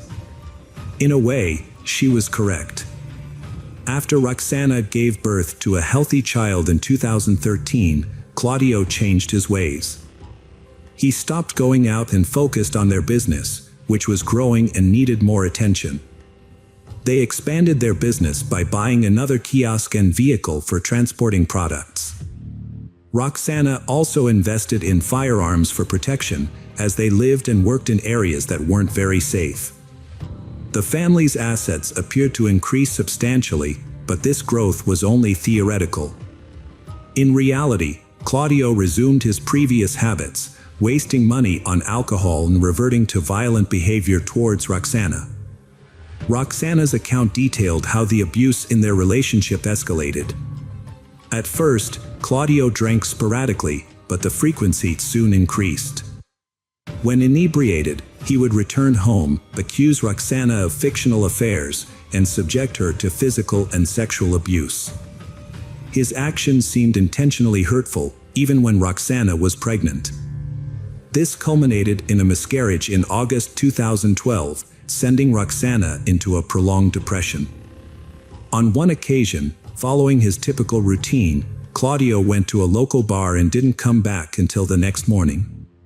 Roxana, accustomed to his behavior, still felt anxious about him. It was later discovered that Claudio had taken 5 million Chilean pesos, equivalent to around $6,000, which Roxana had obtained from selling her mother's house. He spent this money on alcohol and visits to brothels. Roxana was shocked and felt betrayed when she discovered that Claudio had taken the money meant for their shared business, which was hidden in their daughter's room. When Claudio came home late that evening, Roxana confronted him about the missing money. However, Claudio was uninterested in discussing the issue and instead hit Roxana, admitting that he had squandered all the money. This incident was the final straw for Roxana. Without saying a word, she went to their bedroom, retrieved a revolver that was meant for protection against local criminals, and shot Claudio in the chest. Claudio died instantly. Roxana was surprised by her own drastic action and attempted to stop the bleeding from the gunshot wound, but it was too late. The close-range shot from the .38 caliber revolver was fatal. In her testimony, Roxana expressed deep remorse and acknowledged the immorality of her actions. She confessed that when she retrieved the revolver, her intention was not to intimidate Claudio but to kill him. Roxana remembered the numerous times Claudio abused and assaulted her, and how she failed to report him to the authorities due to fear. She was afraid of being alone, especially after they had a child together. After shooting Claudio, Roxana's main concern was how it would affect their daughter if she were imprisoned and the child was sent to an institution. That night, Roxana decided to get rid of the body and report Claudio missing. She knew the police were aware of his frequent disappearances during drinking binges. As a delicate woman, disposing of the body was a daunting task. She decided to remove it piece by piece, using kitchen knives to cut the limbs and head. The process required 5 knives, as they kept becoming dull. Roxana then boiled the dismembered parts in large pots, all while playing with her young daughter, who was unaware of what her mother was doing and what had happened to her father. Roxana's calculated approach to disposing of the body, while trying to maintain a sense of normalcy for her daughter, shows the complexity and desperation of her situation. The day after cooking and cooling the body parts, Roxana packed them into separate plastic containers labeled by body part, hands, legs, head, and torso, and then placed each container into a garbage bag. She loaded the bags into her car and drove to St. Lucia to scatter them on a vacant lot. Before leaving, she cleaned her house thoroughly with bleach. However, upon arriving in St. Lucia, Roxana couldn't bring herself to dispose of the bags, despite finding a suitable location. Roxana was nervous during the drive, constantly feeling like she was being watched and fearing that the police would stop and search her car. This fear escalated into panic, prompting her to devise a backup plan involving her daughter, where she would pretend to rush her to the hospital if stopped by police. She even considered pinching her daughter to make her cry louder and make the situation more believable. Since Roxana couldn't discard the remains, she returned home and hid the bags in the garage. She then cleaned the interior of her car with bleach again and visited Claudio's relatives. She told the police that Claudio had stolen a large sum of money and hadn't been home for days, but they simply shrugged off her claims. Roxana visited her mother and brother, who were alarmed by her condition. She wasn't eating, had a glazed expression, and kept asking the same questions. The only question she answered clearly was about Claudio's absence, claiming he was delayed due to a flat tire while buying goods for their store. Overwhelmed by her thoughts and the hidden evidence, Roxana broke down and asked her brother for help. When he arrived, she revealed everything and showed him the containers. Her brother was shocked. Roxana wanted to unburden herself and share the traumatic experiences she had with Claudio, but she primarily needed her brother's help to dispose of the containers holding the body.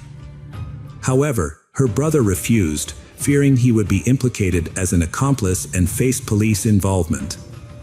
He urged Roxana to confess to the Chilean police, the Carabineros, and threatened to do it himself if she didn't.